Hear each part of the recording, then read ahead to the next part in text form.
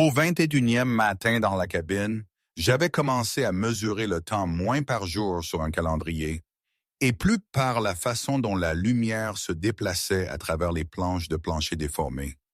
Le soleil se glissait à travers les fentes des rideaux en minces faisceaux poussiéreux, traçant le même chemin sur les mêmes rayures, les mêmes nœuds dans le bois. Comme si l'univers avait décidé que ma vie avait besoin d'un motif répétitif après 7 ans de changements constants et suffocants. La cabine sentait le vieux pain, le marc de café et la légère odeur métallique de l'eau de puits qui remplissait la bouilloire cabossée sur le poêle. Ce n'était rien comme l'appartement de verre et d'acier que j'avais laissé derrière moi. Et peut-être était-ce le but. Je n'avais pas grandi en rêvant de disparaître dans les montagnes. J'avais grandi en voulant la sécurité, la stabilité, une vie qui semblait assemblée de l'extérieur. Épouser Richard avait semblé le moyen le plus rapide d'y arriver. Il était poli, éloquent, le genre d'homme qui savait exactement quoi commander dans les restaurants où je prononçais mal la moitié du menu. À 25 ans, j'avais pensé que cela signifiait qu'il savait comment diriger, prendre soin de nous. Je n'avais pas réalisé que le leadership pouvait être un joli mot pour le contrôle. 7 ans plus tard, à 32 ans, mon corps se sentait plus mince, plus aiguisé, dénudé par l'anxiété et les doutes constants. Mes cheveux, bruns, ondulés, s'accrochant toujours au bord rugueux de l'encadrement de porte de la cabine, avaient perdu leur éclat de salon. Ma peau avait ce look mince et délavé qui venait de trop de nuits à fixer des plafonds qui n'étaient pas les miens. Quand le tampon du juge avait frappé les papiers de divorce, le son avait été décevant. Pas de tonnerre, pas de bande-son dramatique, juste un bruit sourd et le goût du métal dans ma bouche. J'avais eu 8 000 $ sur un compte que Richard ne connaissait pas. Ce n'était pas tant une rébellion qu'un instinct, quelque chose en moi mettant discrètement de côté des miettes au cas où le sol céderait. Quand cela s'est finalement produit, quand sa voix est devenue plate à travers la table du petit déjeuner, et qu'il m'a dit, sans remords, sans même une réelle curiosité, qu'il ne m'aimait pas et probablement ne m'avait jamais aimé, j'avais conduit à la banque en pilote automatique. 8 000, assez pour 3, peut-être 4 mois si j'étais prudente, assez pour gagner du temps, sinon un futur. La cabine n'avait fait partie d'aucun plan, seulement une arrière-pensée désespérée déterrée de vieux papiers de famille et d'histoires à moitié oubliées sur un refuge de pêche que mon grand-père avait construit dans les collines de l'Oregon. Je n'avais pas été ici depuis que j'étais enfant, et même alors c'était un flou de piqûres de moustiques et de fumée de feu de camp. Mais l'acte portait toujours mon nom, et quand j'avais affiché l'image satellite sur un vieux site web immobilier, tout ce que j'avais vu, c'était des arbres, de la distance et une route de gravier serpentant dans une tache de verre. Le trajet depuis Portland avait pris presque 2 heures. La plupart de cela passait à écouter la même chanson en boucle parce que je ne pouvais pas me forcer à en choisir une autre. Plus je m'éloignais de la ville, plus mon signal téléphonique faiblissait, jusqu'à ce que les 2 dernières barres disparaissent entièrement dans un virage serré entre 2 falaises. Mon estomac s'était serré, mais j'avais continué, les mains serrées à blanc sur le volant de l'ancien pick-up de ma grand-mère. La cabine avait semblé plus petite que dans mon souvenir quand elle était finalement apparue des arbres. La peinture avait cédé il y a longtemps, laissant les planches exposées et grisées. Une fenêtre était fissurée, le porche s'affaissait, et de la mousse avait colonisé le mur orienté au nord comme si elle payait un loyer. Mais la structure tenait toujours. Le toit en grande partie intact. La cheminée en pierre robuste et têtue contre le ciel. Cela avait ressemblé à entrer dans une version de ma vie qui avait été laissée aux intempéries. La première semaine avait été entièrement consacrée à la survie, au sens le plus littéral. Comprendre la pompe du puits, apprendre à amadouer le poêle à bois pour qu'il fasse plus que de la fumée maussade, colmater les pires courants d'air avec du ruban de peintre, et le dernier carton de déménagement que je n'avais pas défait. Mes mains, douces après des années à taper et à plier de bonnes serviettes pour des galas de charité, sont devenues calleuses et rugueuses. Je me meurtrissais facilement, me cognais les tibias sur les meubles bas et tirais des muscles dont je ne savais pas que j'en avais en transportant des bûches de la pile de bois. Dès la deuxième semaine, le silence a commencé à ressembler moins à une menace et plus à une page blanche. Je suis allé en voiture dans la ville la plus proche, Maple Ridge. Population, tout le monde connaissait tout le monde. 2 fois par semaine pour les courses, le carburant et l'illusion de contact humain. La femme à l'épicerie générale, dont je n'avais toujours pas eu le courage de demander le nom, a observé ma plaque d'immatriculation et ma silhouette trop mince avec le genre de curiosité que les habitants réservaient aux touristes qui prolongeaient leur séjour. J'ai répondu aux questions poliment mais vaguement, payé en espèces et gardé les yeux sur le sol chaque fois que quelqu'un mentionnait la ville. Richard n'avait pas appelé. Cela aurait dû ressembler à de la liberté. Au lieu de cela a laissé une étrange douleur creuse derrière mes côtes, comme si je m'étais préparé à un coup qui n'était jamais venu. Dès la 3e semaine, mes jours s'étaient installés dans un rythme. Me réveiller sous une montagne de couvertures où sont du vent qui se faufile à travers les pins. Faire du café sur le réchaud à gaz et le boire lentement sur les marches du porche, enveloppé dans un pull qui sentait légèrement la naphtaline et le vieux parfum. Passer l'après-midi à réparer une petite chose, une porte d'armoire qui pendait de travers, une planche desserrée sur le porche, la porte arrière tenace qui restait bloquée à moitié chaque fois que j'essayais de l'ouvrir, manger ce que j'avais réussi à assembler du garde-manger, beaucoup de haricots, de riz et de tomates en conserve, puis me glisser tôt au lit avec un livre et une lanterne à pile.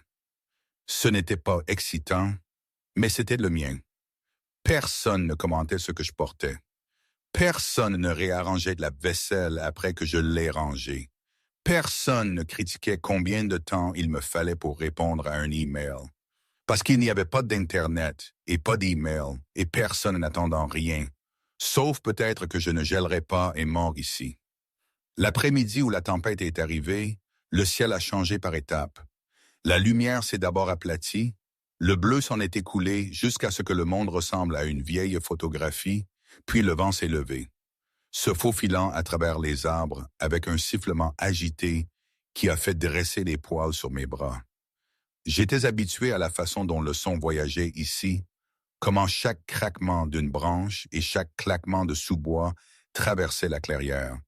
Mais c'était différent. C'était la forêt qui inspirait. La radio météo, un truc en plastique rouge et carré que j'avais acheté lors de mon 2e voyage en ville, a grésillé vers 3 heures. Une voix calme, trop joyeuse, parlait de fortes pluies, d'éventuelles inondations sur les routes secondaires et de rafales de vent assez fortes pour faire tomber des branches. J'ai monté le volume quand même si je savais déjà que je n'allais nulle part. En fin d'après-midi, les nuages avaient entièrement avalé le ciel. J'ai apporté des bûches supplémentaires à l'intérieur, les empilant près du poêle jusqu'à ce que l'air sente l'écorce humide et l'anticipation. Les premières grosses gouttes ont frappé le toit pendant que je lavais une tasse dans le minuscule évier, le son sourd et irrégulier. En quelques minutes, cela s'était transformé en un tambourinement régulier, remplissant la cabine de son propre rythme. J'ai vérifié les fenêtres, pressé ma main contre le cadre de celle fissurée dans la chambre pour m'assurer que le ruban tenait. Et j'ai essayé de ne pas penser à ce qui arriverait si un arbre décidait que cette nuit était de la nuit pour abandonner. J'ai fait du thé parce qu'il n'y avait rien d'autre à faire et parce que l'acte de faire bouillir de l'eau et de mettre un sachet dans une tasse me semblait la preuve que je savais encore prendre soin de moi de petites manières contrôlables. La tempête dehors devenait plus insistante, le vent faisant trembler la vitre et trouvant de nouvelles façons de se faufiler à travers les joints des murs. Des éclairs ont jailli, rendant l'intérieur brièvement argenté, suivi presque immédiatement par un tonnerre qui a fait tomber de la poussière des chevrons. À la tombée de la nuit, le courant sur lequel je ne comptais pas vraiment de toute façon a vacillé et s'est éteint. L'unique ampoule nue au-dessus de la table s'est éteinte avec un léger pop, me laissant avec la lueur du poêle à bois et le mince cercle de lumière de la lanterne à pile. J'ai vérifié mon téléphone par habitude, même si je savais qu'il n'y aurait pas de message, poste de signal, rien d'autre que mon propre reflet dans l'écran noir. Le coup est venu entre un coup de tonnerre et le suivant. Ce n'était pas timide. Ce n'était pas le léger tapotement apologétique d'un randonneur perdu demandant à utiliser le téléphone, ou le pas maladroit d'un voisin que je n'avais pas. C'étaient 3 coups fermes, espacés uniformément, vibrant à travers le bois de la porte d'entrée assez fort pour faire grincer le cadre. Je me suis figé, les doigts se resserrant autour de la tasse jusqu'à ce que la céramique morde ma peau. Personne ne venait ici. C'était le but, pendant 1 seconde. Je me suis demandé si je l'avais imaginé, si mon cerveau avait finalement décidé de remplir le silence avec autre chose que mes propres pensées. Puis c'est revenu, le même motif mesuré, et mon rythme cardiaque a bondi dans un sprint. « D'accord », ai-je murmuré à la pièce vide, posant la tasse avec précaution. « D'accord, pense. » Le fusil de chasse était appuyé dans le coin près de la porte, déchargé, mais assez proche. Je n'étais pas une personne d'armes à feu. Je l'avais trouvé au fond d'un placard la première semaine ici, enveloppé dans une toile cirée avec l'écriture de mon grand-père sur une étiquette. Je l'avais nettoyé mécaniquement, regardé quelques vidéos d'instruction en ville quand j'avais du signal, et je m'étais dit que je ne l'utiliserais que si quelque chose avec des griffes décidait que je ressemblais à un en-cas. J'ai étendu la main vers lui maintenant par instinct avant de retirer ma main. Ouvrir la porte avec une arme à la main alors que je n'avais aucune idée de qui était de l'autre côté me semblait comme demander à la nuit d'escalader. Un autre coup. Une fraction plus fort cette fois. J'ai dégluti, traversé la pièce et me suis arrêté, ma main planant au-dessus du peigne dormant. La partie rationnelle de mon cerveau a énuméré des arguments comme un procureur. Cela pouvait être les forces de l'ordre, un garde forestier, quelqu'un dont le travail était de vérifier les idiots qui choisissaient de supporter le mauvais temps dans des cabines en ruine.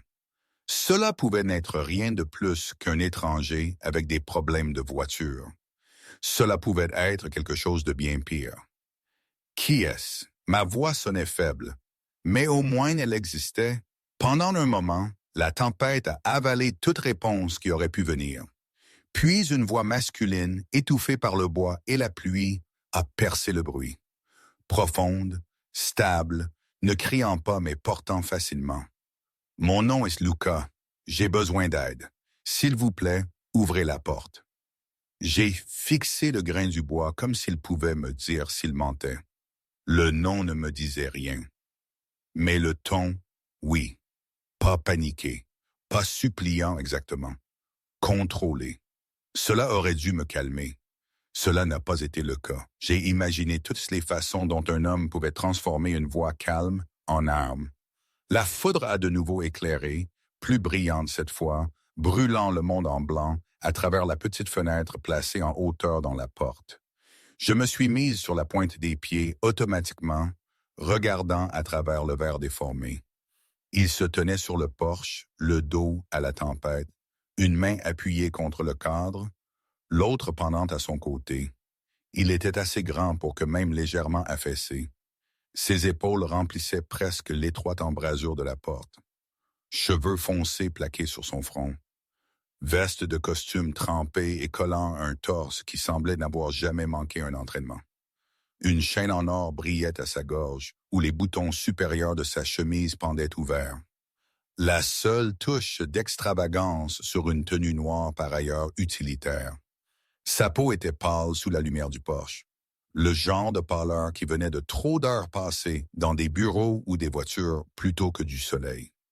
Sa mâchoire était acérée, rasée de près, les angles de son visage presque trop précis pour être réels. Mais ce sont ses yeux qui m'ont coupé le souffle, même à travers la vitre striée de pluie. Brun foncé, intense, balayant la porte comme s'il pouvait me voir de l'autre côté. Pas amicaux, pas doux, mais éveillé d'une manière qui m'a rendu soudainement intensément conscient de chaque pouce vulnérable de mon corps. Il y avait une tache plus foncée sur la manche droite de sa veste s'étendant depuis le haut du bras, non pas la tache diffuse et irrégulière de l'eau de pluie, Mais quelque chose de plus épais. Il a fallu à mon esprit une seconde pour l'étiqueter sans. Il a levé légèrement la tête comme s'il avait senti le mouvement derrière la vitre. Pendant un battement de cœur, j'ai eu l'impression que nous nous regardions directement. Je sais que vous êtes là, a-t-il dit, non sans gentillesse. J'ai vu la lumière. Bien sûr qu'il l'avait, bien sûr. J'avais laissé la lanterne près de la table, assez loin de la fenêtre pour me sentir en sécurité, mais évidemment pas assez loin. Ma main s'est serrée sur le pain dormant pour l'équilibre, le métal frais contre ma paume. C'était fou. Laisser entrer un étranger alors que j'étais seul, désarmé, et coupé du monde était le scénario exact que chaque podcast de fêtes d'hiver utilisait comme récit d'avertissement. D'un autre côté, refuser d'ouvrir la porte à un homme blessé au milieu d'une tempête parce qu'il me faisait peur semblait être un autre genre d'échec. Des phares ont percé les arbres derrière lui, deux ensemble, des faisceaux bas, prédateurs, se déplaçant lentement le long de la route ornière, puis s'inclinant vers ma clairière. Ma respiration s'est bloquée à mi-chemin dans ma gorge. Les véhicules étaient une sombre silhouette floue par la pluie, mais ils ne ressemblaient pas à des gardes forestiers. C'étaient des formes trapues plus lourdes qui murmuraient des mots comme SUV et camions, et d'autres choses que vous ne vouliez pas voir arriver sans être invité au milieu de nulle part. L'homme sur mon Porsche a tourné la tête juste assez pour les voir. Sa posture, qui avait été tendue d'une manière contenue et intentionnelle, s'est encore resserrée. Le calme dans sa voix s'est évaporé, remplacé par quelque chose de plat et tranchant. « Ils sont plus proches que je pensais », a-t-il dit doucement. « Vous n'avez pas le temps de débattre cela, Viviane. Ouvrez la porte. » Le son de mon nom sortant de sa bouche m'a renversé. Je ne lui avais pas dit. J'aurais parié mon dernier dollar décroissant là-dessus. Mes doigts ont hésité sur le pain dormant. « Comment savez-vous, nous pourrons discuter de cela plus tard » a-t-il coupé. Les mots étaient secs. En ce moment, soit vous me laissez entrer, et nous avons tous les deux une chance, soit vous me laissez dehors ici et espérez qu'ils ne décideront pas de frapper après qu'ils en aient fini avec moi. Un temps, ce ne sont pas le genre d'homme que vous voulez à votre porte. Son regard est revenu vers les phares, coupant maintenant un chemin plus lumineux à travers la pluie, alors que les véhicules tournaient dans la clairière. La tempête a avalé le son de leur moteur, mais je pouvais sentir leur basse vibration à travers les planches de plancher sous mes pieds nus. Chaque instinct de survie que j'avais me criait que cet homme était dangereux, que sa confiance, la façon dont il prenait le contrôle de la conversation, la façon dont il prononçait mon nom sans permission, était un avertissement enveloppé dans un beau paquet. Mais le danger qui arrivait par mon allée semblait plus grand, plus diffus. Au moins, celui devant moi avait frappé. J'ai tourné le pain dormant. La porte a bloqué sur le cadre gonflé pendant une seconde avant de céder avec un gémissement réticent. L'air froid et le vent mêlé de pluie se sont engouffrés, me giflant le visage, collant mon T-shirt à ma peau. De près, il semblait encore plus grand, la lumière du Porsche sculptant des ombres dans les plans de son visage. Il n'a pas attendu d'invitation, il a simplement franchi le seuil d'un mouvement fluide et économique qui l'a entièrement mis à l'intérieur avant que je ne puisse changer d'avis. « Verrouillez-la », a-t-il dit. Il n'y avait pas de « s'il vous plaît » cette fois, seulement un ordre. J'aurais pu m'offusquer de cela, mais les doubles faisceaux de lumière balayant la clairière ont fait que la conformité ressemblait beaucoup à de la survie. J'ai repoussé la porte, tourné le pain dormant à sa place et me suis appuyé contre le bois pendant une demi-seconde, le cœur battant contre mes côtes. Il est passé devant moi comme s'il possédait l'espace, balayant la pièce d'un rapide coup d'œil d'entraînement. Une fenêtre, une porte arrière, le court couloir vers la chambre et la minuscule salle de bain. La trappe dans le sol près du poêle qui menait à la cave à légumes. « C'est tout ce que vous avez ?» a-t-il demandé. « Quoi ?» Mon cerveau était toujours bloqué sur la façon dont il avait su mon nom. Entrée, sortie. Son regard s'est posé sur la trappe. Et ça. Il y a une porte arrière. Ai-je réussi? Mais elle bloque. La cave est juste pour le rangement. Ce soir, c'est pour se cacher. Il a retiré sa veste, grimaçant légèrement alors que le tissu frottait son bras blessé. En dessous, sa chemise blanche collait à ses muscles solides, le tissu mouillé transformant le coton opaque en une seconde peau. Le sang avait transpercé en une large et vilaine fleur. Mais le flux semblait avoir ralenti. Cela ressemblait plus à une éraflure qu'à une plaie profonde. Mais qu'est-ce que j'en savais? Avez-vous quelqu'un dehors avec vous? Ai-je demandé, hochant la tête vers la fenêtre, alors que les phares du premier véhicule s'allumaient plus brillamment, puis s'éteignaient soudainement lorsque le moteur s'arrêtait. Si oui, nous n'aurions pas cette conversation. Il a jeté sa veste sur le dossier d'une chaise, gardant son corps incliné loin de la fenêtre avant. Vivez-vous ici seul? La question était trop acérée, trop intéressée.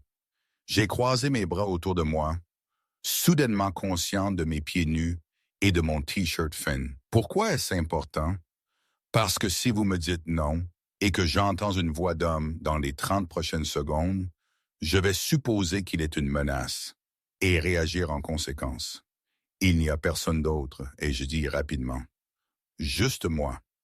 Quelque chose dans ses épaules s'est détendu d'une fraction. Un petit hochement de tête sombre. Bien. Moins de variables.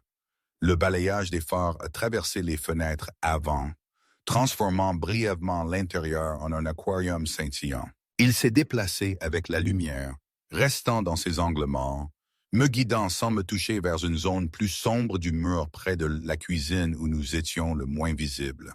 « Restez loin de la vitre », a-t-il murmuré. S'il pense que l'endroit est vide, il pourrait juste faire un rapide passage et continuer. « Qui sont-ils » ai-je murmuré. Des hommes aux mauvaises manières et aux pires impulsions. Sa mâchoire s'est serrée. Ils ont essayé de me tuer il y a environ 20 minutes. Je préférerais ne pas leur donner une seconde chance. Je l'ai fixé. Jusqu'à cette phrase, le sang sur sa chemise et l'urgence dans sa voix avaient été des pièces d'un puzzle que je refusais d'assembler. L'entendre le dire à voix haute a tout mis en horrible lumière. Vous saignez dans ma cuisine parce que quelqu'un a essayé de vous assassiner, ai-je dit, plus à moi-même qu'à lui. Il a jeté un coup d'œil à sa manche comme s'il venait de se souvenir de la blessure. Cela a l'air pire que ça ne l'est. L'angle était mauvais. Heureusement pour moi. Malheureusement pour votre plancher si nous ne le nettoyons pas. Ses yeux sont revenus vers les miens. Nous pouvons parler de l'éthique de qui mérite d'être sauvé après que les hommes avec des armes à feu aient quitté la propriété. Oui. Dehors, une portière de voiture a claqué. Puis une autre. La pluie a avalé leurs pas. Mais le son métallique distinct d'une arme en train d'être armée et fendu la tempête comme un couteau. La chaleur s'est écoulée de mon visage. Que veulent-ils, ai-je demandé, même si une partie de moi savait déjà que la réponse n'avait rien à voir avec moi et tout à voir avec l'étranger se tenant à un pied de distance. Moi, a-t-il dit simplement et quiconque qu'il pense m'aide. Il a laissé cela s'installer pendant un demi-temps, puis a fait un signe de tête vers la trappe. Vendeur, maintenant, s'il frappe et que vous répondez, ils demanderont si vous avez vu quelqu'un, a-t-il dit, la voix basse et égale. Et vous direz non. Ce sera beaucoup plus convaincant s'ils n'ont pas un homme d'1,88 m saignant derrière vous pendant que vous mentez. La panique me serrait la gorge, mais elle ne valait rien face à l'image de ces lumières dehors et le son de cette arme. En pilote automatique, j'ai traversé la pièce, passé mes doigts sous l'anneau de fer rugueux dans le sol, et j'ai soulevé. La trappe est montée lentement. Les charnières protestantes.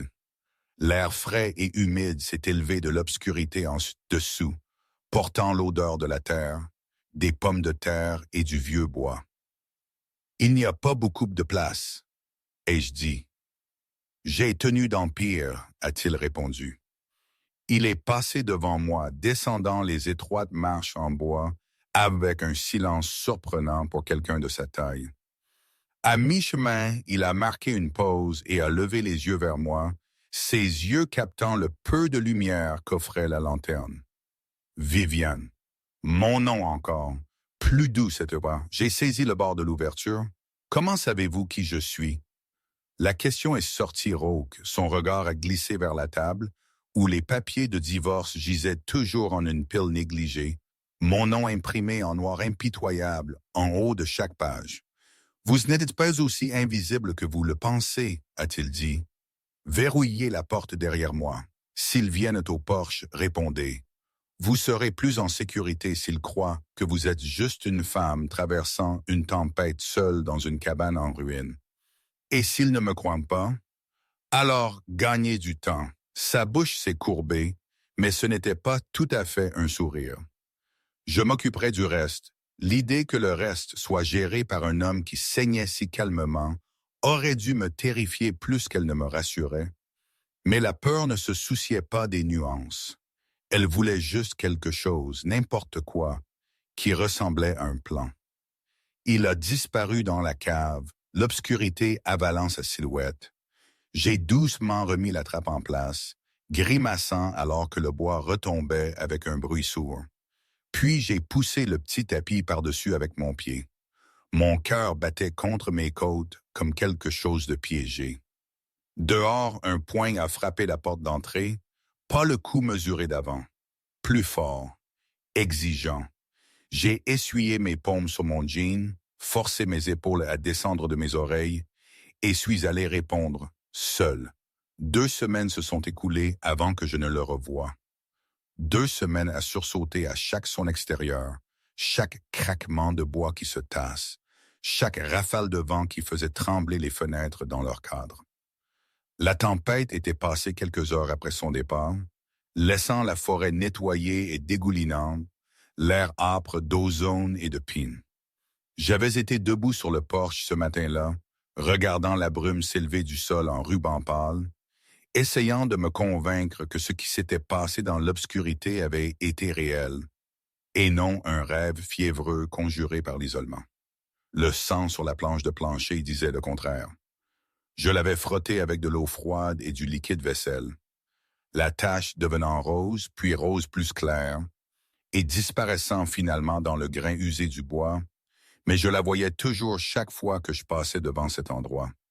Une marque fantôme qui ne s'effacerait pas tout à fait. Il était parti avant l'aube sans me réveiller. Je m'étais endormi quelque temps après que les hommes aient frappé à la porte, leurs lampes de poche balayant les fenêtres comme des doigts accusateurs, pendant que je me tenais là pieds nus et que je mentais éhontément.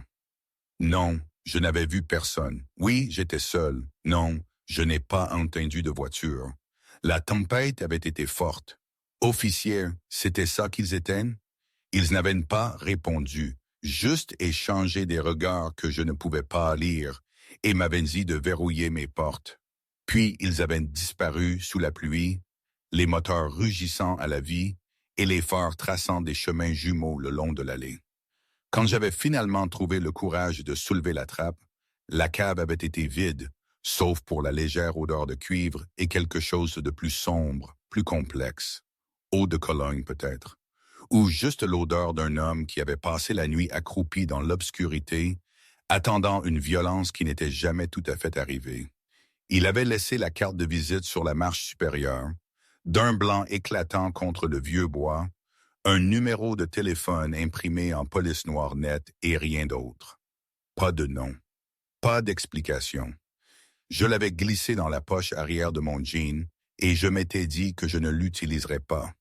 À la fin de la première semaine, mes 8 000 $ soigneusement thésaurisés avaient commencé à ressembler moins à de la liberté et plus à un compte à rebours.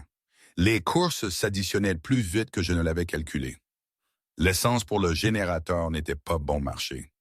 Le trajet jusqu'à Maple Ridge 2 fois par semaine consommait du carburant dans le vieux pick-up. Et chaque voyage en ville semblait une petite érosion de la sécurité que j'étais venu chercher ici. J'avais commencé à acheter les marques moins chères, les boîtes cabossées sur l'étagère des réductions, me disant que c'était pratique plutôt que désespéré.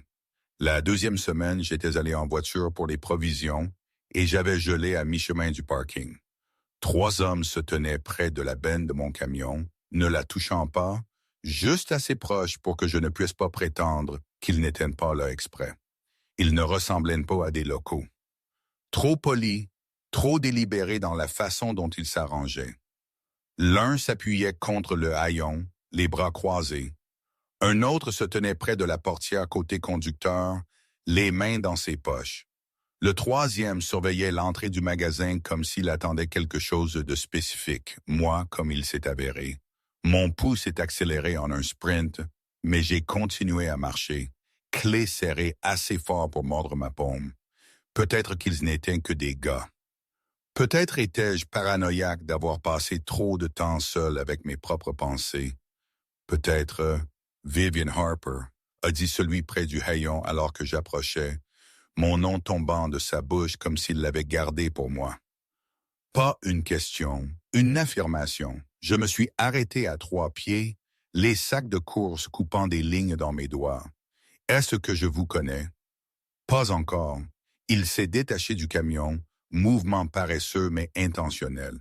Mais vous connaissez quelqu'un que nous cherchons. Grand gars, cheveux foncés, probablement en train de saigner quand vous l'avez vu la dernière fois. Le mensonge est venu plus facilement qu'il n'aurait dû. Je ne sais pas de quoi vous parlez. Bien sûr que non. Son sourire n'atteignait nulle part près de ses yeux. Vous vivez seul là-bas dans les bois, n'est-ce pas? C'est loin de toute aide si quelque chose tournait mal. La menace était si finement voilée qu'elle qualifiait à peine de sous-texte. L'homme près de ma portière a légèrement bougé et j'ai aperçu le bord de quelque chose de ombre et métallique glisser dans sa ceinture. Pas un téléphone. Avant que je puisse décider si courir ou parler était le mouvement le plus intelligent, un SUV noir est entré sur le parking, les pneus crissant sur le gravier, avec le genre de confiance qui disait qu'il ne se souciait pas de qui regardait. Il s'est arrêté à 10 pieds et 2 hommes sont sortis dans des mouvements synchronisés qui semblaient répétés. Ils étaient différents des 3 qui m'entouraient. Costume plus élégant, meilleure posture, visage qui ne révélait rien. L'un s'est dirigé directement vers l'homme près de mon haillon, tandis que l'autre s'est positionné entre moi et le reste d'entre eux.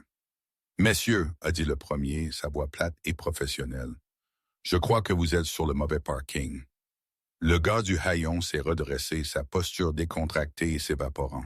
« Nous sommes juste en train d'avoir une conversation. » « Non, vous étiez juste en train de partir. Ce n'était pas une suggestion. » Pendant 1 seconde, l'air s'est épaissi avec le genre de tension qui précédait soit la violence, soit la retraite. Puis, lentement, le gars du haillon a levé les mains en simulacre de reddition et a reculé. « Dites à votre patron que nous le verrons bientôt, a-t-il dit, les yeux toujours fixés sur moi comme si je l'avais personnellement lésé. Puis il a fait un signe de tête aux autres et ils ont fondu en arrière vers une berline grise que je n'avais pas remarquée garée à l'autre bout du parking. Je suis resté figé, les sacs de courses tremblants dans ma main, les regardant s'éloigner en voiture. Les 2 hommes en costume élégant sont restés, me flanquant comme des serre-livres. « Vous êtes Vivian Harper, a dit celui le plus proche de moi. Pas une question cette fois non plus, mais son ton manquait de l'âpreté que les autres avaient portée. Comment tout le monde connaît-il soudainement mon nom? Les mots sont sortis plus vifs que je ne l'avais voulu, la peur se tordant en colère. Parce que vous avez aidé quelqu'un qui compte, a-t-il répondu, et cela vous a rendu visible. Je voulais argumenter que je n'avais pas demandé à être visible, que tout ce que j'avais fait était d'ouvrir une porte pendant une tempête, parce que laisser quelqu'un saigner sur mon porche semblait mal. Mais les sacs de course devenaient plus lourds, mes bras tremblaient, et l'adrénaline qui m'avait maintenu debout commençait à s'estomper. Que voulez-vous? M'assurer que vous rentrez chez vous en toute sécurité. Il a fait un geste vers le camion. Nous suivrons à distance. Vous ne nous verrez pas, mais nous serons là. Je n'ai pas besoin. Avec respect, madame. Vous en avez besoin. Son expression s'est adoucie d'une fraction. Ces hommes reviendront, et la prochaine fois, il pourrait n'y avoir personne pour interrompre. Monsieur, Brennan voulait s'assurer que cela n'arrive pas. Monsieur Brennan, le nom ne me disait rien, mais la façon dont il l'a dit, oui, comme si cela portait du poids. Autorité. le genre de présence qui déplaçait les autres personnes. Luca, et je dis doucement, testant cela, la bouche de l'homme a tressailli. Il passera ce soir pour expliquer. En attendant, rentrez chez vous. Verrouillez vos portes. Nous nous occuperons du périmètre. Il s'est éloigné vers le SUV avant que je ne puisse répondre, me laissant debout sur le parking avec de la laitue flétrie et un sentiment croissant que j'avais mis le pied dans quelque chose de bien plus grand et plus compliqué qu'une seule nuit d'orage. Le trajet de retour a semblé plus long que d'habitude. Chaque virage de la route, une opportunité de vérifier le rétroviseur. Je n'ai pas vu le SUV, mais je croyais qu'il était là, une ombre au bord de ma vision périphérique. L'idée aurait dû sembler invasive. Au lieu de cela, cela a ressemblé à la première grande respiration que j'avais prise depuis des jours. Au moment où je suis arrivé à la cabine, le soleil avait commencé sa descente derrière les arbres, peignant la clairière dans des nuances d'ambre et de rouille. J'ai déchargé les courses mécaniquement, empilant les boîtes de conserve et les cartons dans le petit garde-manger. Mon esprit toujours bloqué sur le parking et la menace désinvolte dans la voix de cet homme. C'est loin de toute aide si quelque chose tournait mal. Je mettais le dernier du lait dans le minuscule réfrigérateur quand j'ai entendu le moteur. Pas le grondement agressif des véhicules d'il y a 2 semaines, mais quelque chose de plus doux, plus contrôlé. Je me suis déplacé vers la fenêtre, regardant à travers l'espace dans les rideaux alors qu'une berline noire s'arrêtait devant la cabine. La portière du conducteur s'est ouverte et Luca Brennan est sorti. Il avait l'air différent à la lumière du jour, moins comme un homme désespéré cherchant refuge, et plus comme quelqu'un qui avait simplement décidé de visiter. Son costume était gris anthracite cette fois, parfaitement taillé, la veste pendante ouverte sur une chemise noire avec le bouton du haut défait. La chaîne en or captait la lumière déclinante, étincelant contre sa gorge. Ses cheveux étaient toujours foncés et légèrement trop longs, effleurant son col alors qu'il bougeait.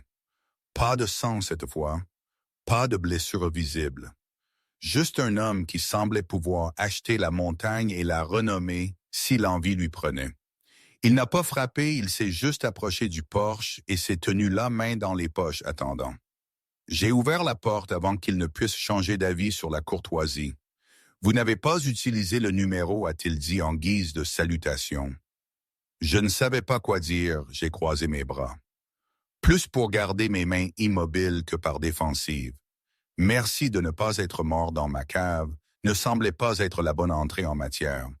Le coin de sa bouche s'est levé. Pas tout à fait un sourire, mais proche. Cela aurait été mémorable. Il a jeté un coup d'œil derrière moi dans la cabine. Puis-je entrer ou faisons-nous ce cas-là sur le porche? Je me suis écarté. Il est passé devant moi avec la même confiance aisée, remplissant le petit espace d'une manière qui n'avait rien à voir avec sa taille physique et tout à voir avec sa présence. Il a brièvement balayé la pièce du regard, son regard s'arrêtant sur l'endroit où j'avais frotté le sang, puis sur la table où les papiers de divorce avaient migré en une pile désordonnée près de la fenêtre. « Vous êtes ici depuis 3 semaines, a-t-il observé. Presque 4. J'ai fermé la porte, mais ne l'ai pas verrouillée. La verrouiller me semblait trop comme m'enfermer ici avec lui.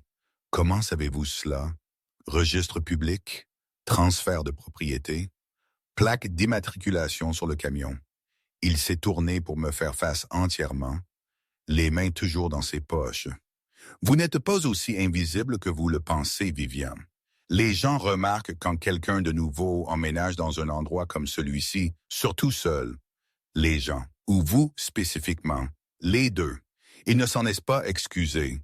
Je fais en sorte de savoir qui est aux marges de mon territoire. Quand vous êtes arrivé, j'ai fait vérifier quelqu'un. Papiers de divorce, pas d'adresse de réexpédition. Achat en espèces en ville. Vous ressembliez à quelqu'un qui fuyait. Je ne fuyais pas, ai-je dit, l'ancienne défensive montant. Je partais. Il y a une différence. Y en a-t-il une? Il m'a étudié avec ses yeux sombres troublants, et j'avais le sentiment inconfortable qu'il cataloguait chaque micro-expression, chaque indice. Vous avez quitté la ville, coupé le contact. Vous vous êtes enterré dans les bois sans plan et avec des ressources décroissantes. C'est fuir, Vivian, juste dans un emballage socialement acceptable. La précision de cela piquait plus que les mots eux-mêmes. J'ai détourné le regard la première, me concentrant sur la cafetière au lieu de son visage. Pourquoi êtes-vous ici? Parce que 3 hommes vous ont coincé sur un parking cet après-midi, a-t-il dit calmement. Et parce que vous allez en voir plus à moins que je ne rende très clair que vous êtes sous ma protection. Je n'ai pas demandé de protection, non. Vous avez ouvert une porte pendant une tempête et gardé le silence quand des hommes armés ont frappé. Il a sorti ses mains de ses poches. Et j'ai réalisé pour la première fois que son bras droit bougeait légèrement de manière raide, favorisant l'épaule. Les raflures de balles. Cela vous a valu une dette que vous le vouliez ou non. Je ne veux rien vous devoir, ai-je dit doucement. Vous ne devez rien. Je vous dois. Il s'est appuyé contre le comptoir, décontracté mais vigilant. Les hommes qui me cherchaient cette nuit-là ont été envoyés par Vincent Grayson. Il dirige une opération concurrente depuis Seattle, et nous nous sommes marchés sur les pieds pendant la meilleure partie d'un an. Il y a 2 semaines, il a décidé d'escalader. M'a tendu une embuscade sur une route secondaire, a essayé de faire passer cela pour un accident. Il a échoué, ai-je observé. Évidemment, l'humour sec dans son ton a duré une demi-seconde. Mais maintenant, il sait que quelqu'un m'a aidé à disparaître cette nuit-là. Et il a passé les 2 dernières semaines à essayer de savoir qui. Votre nom est apparu. Mon estomac s'est noué. Comment? Un de ces hommes a vu ma voiture sur cette route avant que la tempête ne frappe. Petite ville, option limitée. Le processus d'élimination les a menés à vous. Il s'est légèrement redressé. Grayson ne laisse pas de détails en suspens. S'il pense que vous êtes lié à moi, il vous utilisera pour envoyer un message. Quel genre de message? Le genre qui se termine avec votre cabine qui brûle et vous à l'intérieur. La brutalité de cela m'a coupé le souffle. Je me suis affaissé sur le bord du canapé, les mains agrippant mes genoux. Alors qu'est-ce que je suis censé faire? Partir? Retourner en ville et je me suis arrêté, réalisant à quel point cela sonnait absurde. Retourner à quoi? L'appartement que Richard gardait. Les amis qui avaient lentement cessé d'appeler quand j'étais devenue trop silencieuse, trop petite. Trop de travail? Non, a dit Luca. Vous restez, mais vous me laissez mettre en place des mesures de sécurité. Caméras, capteurs de mouvement. Quelques-uns de mes gens surveillant le périmètre. Les hommes de Grayson ne vous toucheront pas s'ils savent que j'ai revendiqué la responsabilité. Revendiquer la responsabilité, ai-je répété lentement. Comme si j'étais une propriété. Comme si vous étiez sous ma protection, a-t-il corrigé. Il y a une différence. Y en a-t-il une? J'ai lui renvoyé ses mots précédents. Il n'a pas scellé. Oui, propriété que je possède. Vous? Je choisis de vous garder en sécurité parce que vous avez fait de même pour moi. Si cela offense votre sens de l'indépendance, je m'en excuse. Mais je le fais quand même. Je voulais argumenter. Je voulais lui dire que j'étais venu ici pour échapper aux hommes prenant des décisions pour moi. Que sa déclaration unilatérale de protection ressemblait trop à une autre cage. Mais le souvenir de ces hommes sur le parking, la menace désinvolte dans leur voix, a fait mourir les mots dans ma gorge. Combien de temps ai-je demandé à la place, jusqu'à ce que Grayson recule ou que je le retire comme problème? Il l'a dit si calmement, comme si enlever une personne n'était pas différent de réparer une fuite. Cela pourrait être des semaines, cela pourrait être des mois. Et en attendant, je vis juste avec des gardes armés surveillant chacun de mes mouvements. Vous vivez en sachant que si Grayson envoie quelqu'un, ils devront passer par moi d'abord. Il s'est détaché du comptoir, traversant le petit espace jusqu'à ce qu'il se tienne à quelques pieds, assez près pour que je doive pencher la tête en arrière pour rencontrer ses yeux. Je ne suis pas votre ex-mari, Viviane. Je ne suis pas intéressé à vous contrôler. Je suis intéressé à vous garder en vie. Comment savez-vous pour Richard? La question est sortie plus vive que je ne l'avais voulu. Petite ville, a-t-il dit encore. Les gens parlent et vous avez ce regard. Quel regard! Celui que les gens ont quand ils ont été lentement effacés jusqu'à ce qu'ils oublient à quoi ressemblait leur propre voix. Son expression s'est adoucie juste légèrement. Je l'ai vu avant. C'est pourquoi vous êtes ici au lieu de vous battre pour la moitié de ses biens au tribunal. L'observation a atterri avec une précision inconfortable. J'ai détourné le regard, me concentrant sur les planches de plancher usées entre nous. Je veux juste être laissé seul. Je sais. Il a reculé, me donnant de l'espace à nouveau, mais seul n'est pas en sécurité en ce moment. Alors vous me laissez le rendre sûr, et ensuite vous pourrez retourner à ignorer le monde. J'aurais dû dire non. J'aurais dû lui dire de prendre sa protection et ses gardes et sa perception troublante et de me laisser le comprendre moi-même. Mais les 8 000 $ sur mon compte diminuaient. L'hiver arrivait et je n'avais aucune idée de comment combattre des hommes qui coinçaient des femmes sur des parkings pour le plaisir. Que dois-je faire? Ai-je demandé finalement. Rien. Juste ne fuyez pas. Sa bouche s'est courbée à nouveau. Ce presque sourire. Et peut-être ne tirez pas sur mes gens quand ils se présentent pour installer des caméras. Je n'ai pas de balles, ai-je admis. J'en enverrai. Il s'est dirigé vers la porte, s'arrêtant la main sur la poignée. Ils seront là demain matin pour tout installer. Vous ne les verrez pas beaucoup après cela. Mais ils seront proches.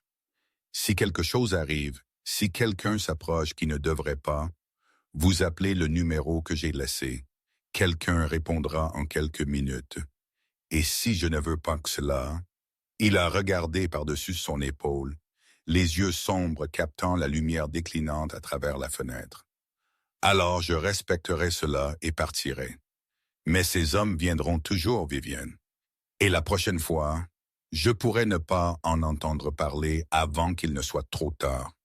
Il est parti sans attendre de réponse, la porte se refermant doucement derrière lui avec un clic. Je suis restée assise sur le canapé longtemps après que le son de son moteur se soit estompé au loin, fixant l'endroit où il s'était tenu. La cabine semblait plus vide d'une certaine manière, comme si sa présence avait temporairement rempli des espaces que je n'avais pas réalisé être creux. Le lendemain matin, 2 hommes sont arrivés dans un camion gris sans logo visible. Ils étaient polis, efficaces et ne posaient pas de questions.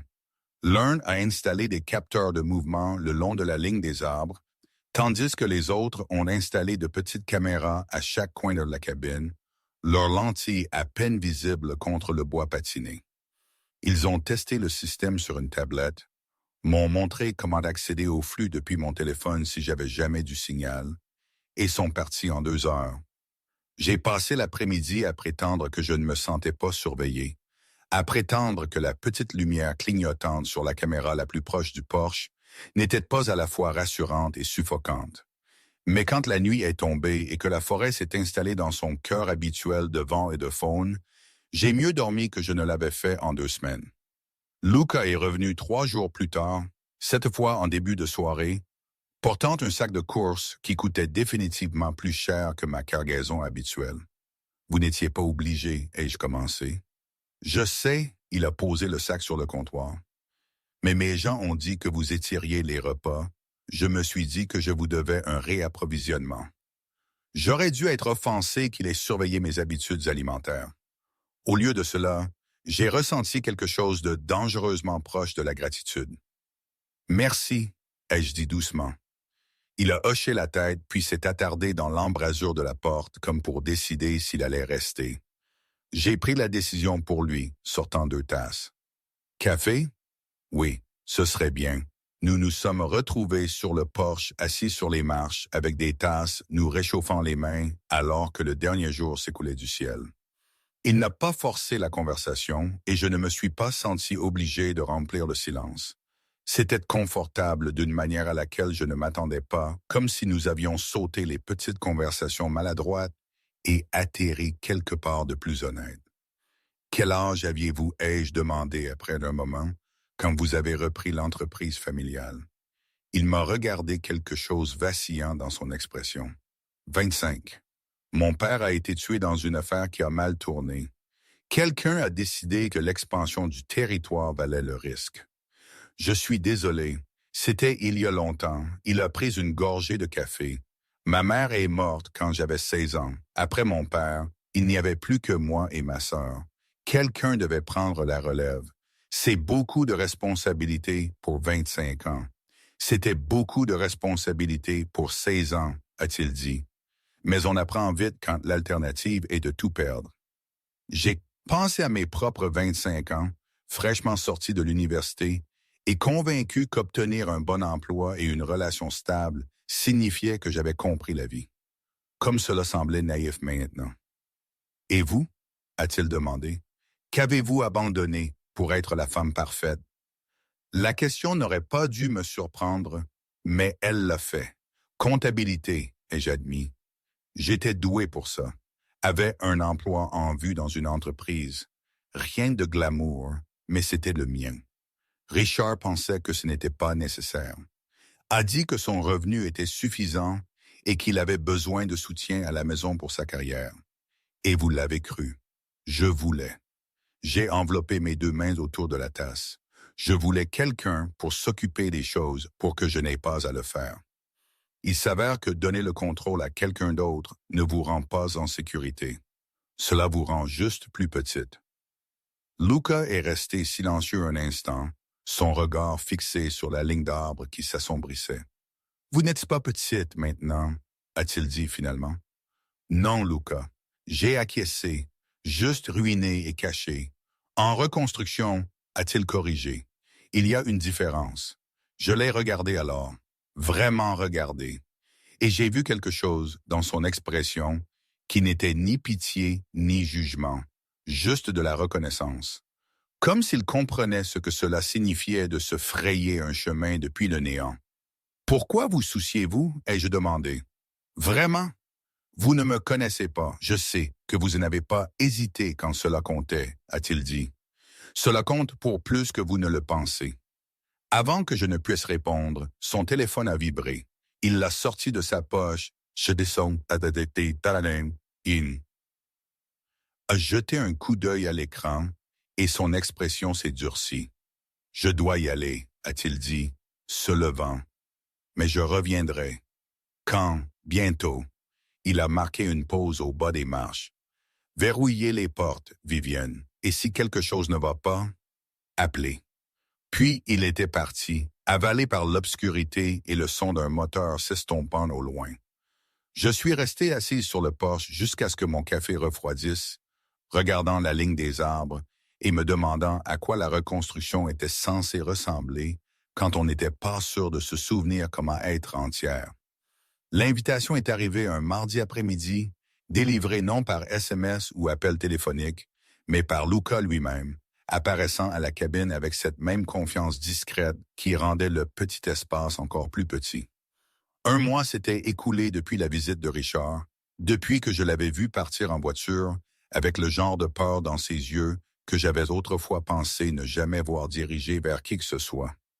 La victoire avait semblé creuse au début, entachée par le fait que j'avais eu besoin de quelqu'un d'autre pour mener mes batailles.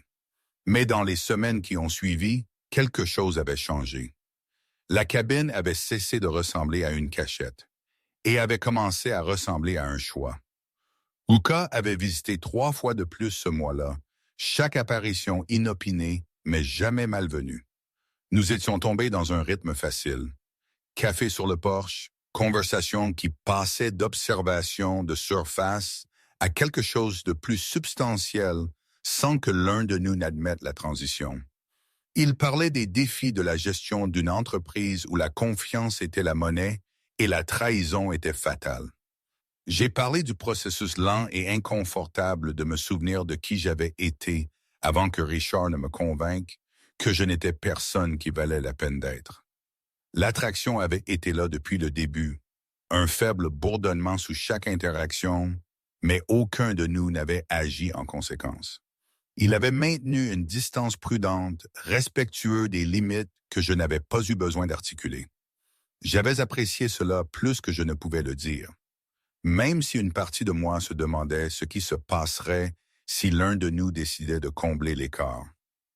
J'ai une proposition, a-t-il dit, debout dans mon encadrement de porte, les mains dans les poches de sa veste noire, l'air d'automne assez vif pour que son souffle fantôme blanc entre nous. Cela sonne de mauvais augure, ai-je répondu, m'écartant pour le laisser entrer. C'est un dîner. Il est passé devant moi et j'ai capté la légère odeur de son eau de Cologne, quelque chose de sombre et teinté de cèdre qui n'aurait pas dû être aussi distrayant que cela l'était. À Portland, j'ai des affaires à régler et j'ai pensé que vous voudriez peut-être une nuit loin du lit de la cabine. J'ai haussé un sourcil, affaire qui implique ma sœur en fait. Il s'est tourné pour me faire face, expression sérieuse mais non fermée. Sophia gère le côté légitime des choses. Restaurant, quelques propriétés. Elle a demandé à vous rencontrer. Mon estomac a fait un saut inconfortable. Rencontrer la famille semblait significatif, comme franchir une ligne que je n'étais pas sûr d'être prête à franchir. Pourquoi voudrait-elle me rencontrer? Parce que je parle de vous, a-t-il dit simplement, et parce que Sophia a un talent pour lire les gens. Elle veut voir par elle-même qui a occupé de la place dans ma tête. L'admission a plané entre nous, plus honnête que je ne l'avais espéré. J'ai croisé mes bras, moins défensive qu'incertaine. Et si je dis non, alors j'irai seule, et elle assumera que vous êtes soit imaginaire, soit assez intelligente pour éviter ce gâchis. Sa bouche s'est courbée légèrement, mais j'espère que vous direz oui. Et j'aurais dû poser plus de questions. Aurait dû repousser l'idée que rencontrer sa sœur au milieu de la toile compliquée qu'il opérait était une bonne idée. Mais la vérité était que j'étais fatigué. Des 4 murs de la cabine, fatigué des mêmes routines et de la même vue, des mêmes conversations avec moi-même, et une partie de moi petite mais grandissante voulait voir à quoi ressemblait son monde au-delà des confessions nocturnes sur mon porche. Quand? Ai-je demandé. Vendredi. Je viendrai vous chercher à 6 heures. Il est parti avant que je ne puisse changer d'avis, et j'ai passé les 3 jours suivants à osciller entre excitation et appréhension. J'ai essayé chaque pièce de vêtement que j'avais apportée avec moi, rejetant chaque option comme trop décontractée, ou trop formelle, ou trop quelque chose que je ne pouvais pas nommer. Finalement, j'ai opté pour un jean foncé, des bottes à talons bas, et un pull émeraude ajusté qui avait été un achat impulsif il y a des années, repoussé au fond de mon placard par Richard qui disait que la couleur était trop voyante. Je me suis regardé dans le petit miroir de la salle de bain vendredi soir, reconnaissant à peine la femme qui me regardait en retour. Mes cheveux avaient poussé plus longs, tombant au-delà de mes épaules en vagues que j'avais cessé d'essayer de lisser. Mon visage semblait moins creux qu'il y a 2 mois, la couleur revenant à mes joues grâce aux heures passées à travailler dehors. J'avais l'air vivant d'une manière que je n'avais pas eue depuis des années. Luca est arrivé exactement à 6 heures, sortant de la berline dans un costume gris foncé qui lui allait comme s'il avait été conçu spécifiquement pour sa stature. La veste pendait ouverte sur une chemise noire et le premier bouton défait comme toujours, la chaîne en or captant la lumière du début de soirée. Il avait l'air soigné, dangereux et complètement déplacé sur fond d'arbres et de chemins de terre. « Vous vous êtes bien apprêté, ai-je dit, descendant les marches du porche. Son regard a parcouru mon corps lentement, assez délibéré pour que la chaleur me monte au cou. « Vous aussi, a-t-il répondu, ouvrant la portière passager. « Le verre vous va bien. » Je me suis glissé dans la voiture, le cuir intérieur encore chaud du trajet. Il a fermé la portière avec soin, puis s'est déplacé vers le côté conducteur avec cette économie de mouvement que j'en étais venu à associer à lui. Rien de gaspillé, tout intentionnel. Portland était à environ 90 minutes, le trajet nous emmenant des routes de montagne sinueuses aux autoroutes qui s'élargissaient progressivement à mesure que la civilisation se réaffirmait. Nous avons parlé de rien d'important. Le temps qui se refroidissait, les préparatifs pour l'hiver, si l'ancienne fournaise de la cabine survivrait à une autre saison. Mais sous la conversation de surface courait d'un courant de conscience qui rendait l'air entre nous chargé. Au moment où nous avons atteint la ville, le soleil s'était couché, laissant la ligne d'horizon scintillante contre un ciel sombre.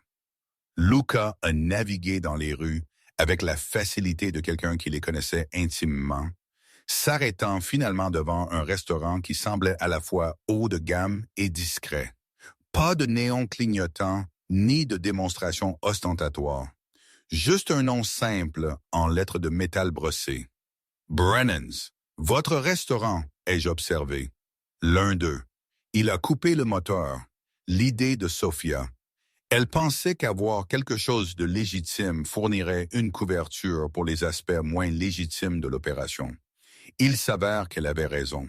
À l'intérieur, l'espace était tout en bois chaud et en éclairage doux. Le genre d'endroit où les conversations se déroulaient à voix basse et où le menu n'affichait pas les prix. Une hôtesse a salué Luca par son nom, son sourire professionnel mais sincère, et nous a conduits à une table privée près du fond où une femme était déjà assise. Sophia Brennan ne ressemblait en rien à son frère, et lui ressemblait en tout à la fois. Là où Luca était brun et intense, Sophia avait des cheveux bruns plus clairs qui tombaient en douces vagues autour d'un visage à la fois ouvert et évaluateur. Ses yeux étaient verts, vifs et actuellement fixés sur moi avec le genre de concentration qui suggérait qu'elle manquait très peu de choses. « Alors vous êtes Vivian, dit-elle, se levant pour offrir sa main. Sa poigne était ferme, son sourire chaleureux mais évaluateur. Mon frère a été vague à votre sujet, ce qui signifie que vous êtes soit très ennuyeuse, soit très intéressante. Je parie sur la seconde. Sophia, dit Luca, un avertissement dans son ton. Quoi? Je suis poli. Elle nous fit signe de nous asseoir, son regard ne me quittant jamais. Il ne m'a presque rien dit, ce qui est inhabituel. Luca me dit tout sur les affaires. Mais vous n'êtes pas des affaires, n'est-ce pas? J'ai jeté un coup d'œil à Luca, qui avait la décence d'avoir l'air légèrement mal à l'aise. Je suppose que cela dépend de votre définition, ai-je dit prudemment. Sophia rit, sincère et éclatante. Oh, je l'aime bien. Elle est prudente. Elle se pencha en arrière dans sa chaise, les bras croisés. Alors, Vivian Harper, anciennement Vivian Harper mariée à un avocat insupportable, maintenant caché dans les bois se reconstruisant. Quelle est votre histoire? La franchise aurait dû être rebutante. Au lieu de cela, c'était rafraîchissant. C'est la majeure partie, en fait, ai-je répondu. Le reste est assez ennuyeux. J'en doute. Le regard de Sophia a balayé son frère, puis est revenu vers moi. Luca n'introduit pas les gens dans ce monde à la légère. Le fait que vous soyez ici me dit que vous êtes soit imprudente, soit courageuse, et vous ne me semblez pas imprudente.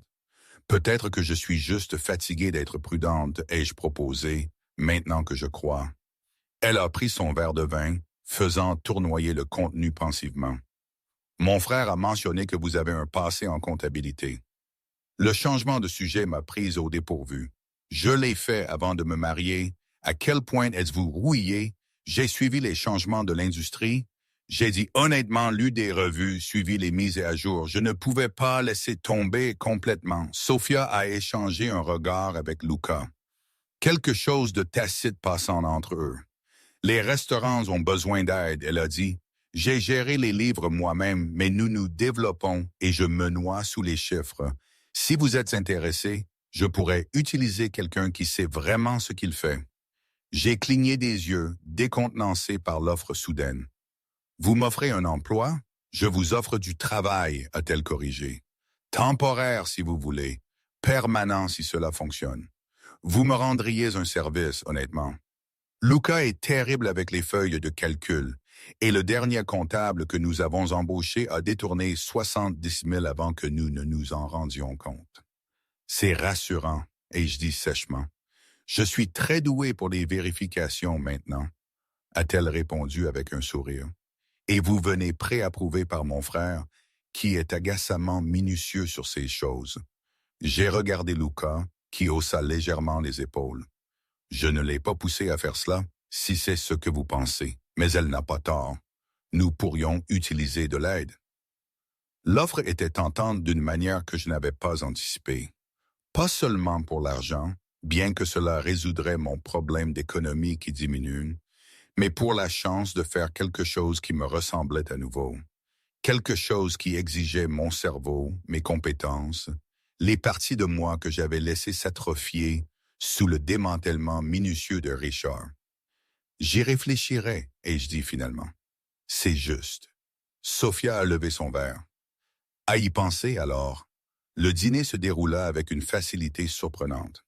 Sophia était directe mais pas cruelle, posant des questions qui sondaient sans se sentir invasive. Elle a parlé de grandir avec Luca, de la mort de leur mère quand elle était jeune, et de la façon dont le meurtre de leur père les avait forcés tous deux à grandir plus vite qu'ils n'auraient dû. Il y avait du chagrin dans le récit, mais aussi de la résilience. Le genre qui venait de la survie et de la décision que la survie valait quelque chose. Je me suis retrouvé à parler plus que je n'avais eu l'intention, partageant des morceaux de mon mariage que je n'exprimais rarement à voix haute. Pas les moments dramatiques, mais les petites érosions. La façon dont Richard avait lentement remplacé mes opinions par les siennes. La façon dont j'avais cessé de prendre des décisions jusqu'à ce que même choisir quoi manger pour le déjeuner me semble paralysant. La façon dont partir avait semblé moins comme la liberté et plus comme une chute libre. Sophia écoutait sans jugement, hochant la tête occasionnellement, son expression pensive. « Il faut du cran pour se reconstruire à partir de cela », dit-elle quand j'eus fini. La plupart des gens trouvent juste une autre version de la même cage. J'essaye de ne pas le faire, ai-je admis. Je peux le voir. Elle a de nouveau jeté un coup d'œil à son frère, et j'ai saisi quelque chose dans son expression. Approbation, peut-être, ou juste reconnaissance. Vous êtes bonne pour lui. Vous savez, elle a été moins un cauchemar pensif depuis que vous êtes apparu. Sophia, dit Luca à nouveau. Mais il n'y avait pas de vrai échalaleur là-dedans. Quoi? C'est vrai. Elle se leva, lissant sa jupe. Je vais vérifier la cuisine. Vous deux, finissez vos verres et Viviane, réfléchissez sérieusement à mon offre. Je suis désespéré et vous avez l'air compétente. Elle est partie d'un signe de main, disparaissant à l'arrière du restaurant. J'ai regardé son départ, puis me suis tourné vers Luca. Elle est intense. Elle est protectrice, a-t-il corrigé, et elle ne fait pas d'offre à la légère. Si elle vous demande de travailler avec elle, c'est parce qu'elle vous fait confiance. Basé sur un seul dîner? Basé sur le fait que je vous fais confiance, dit-il doucement. C'est assez rare pour compter. Le poids de cette déclaration s'est installé entre nous. J'ai pris une gorgée de vin, gagnant du temps pour trouver comment répondre. Je ne veux pas de charité, ai-je dit finalement. Ce n'est pas de la charité.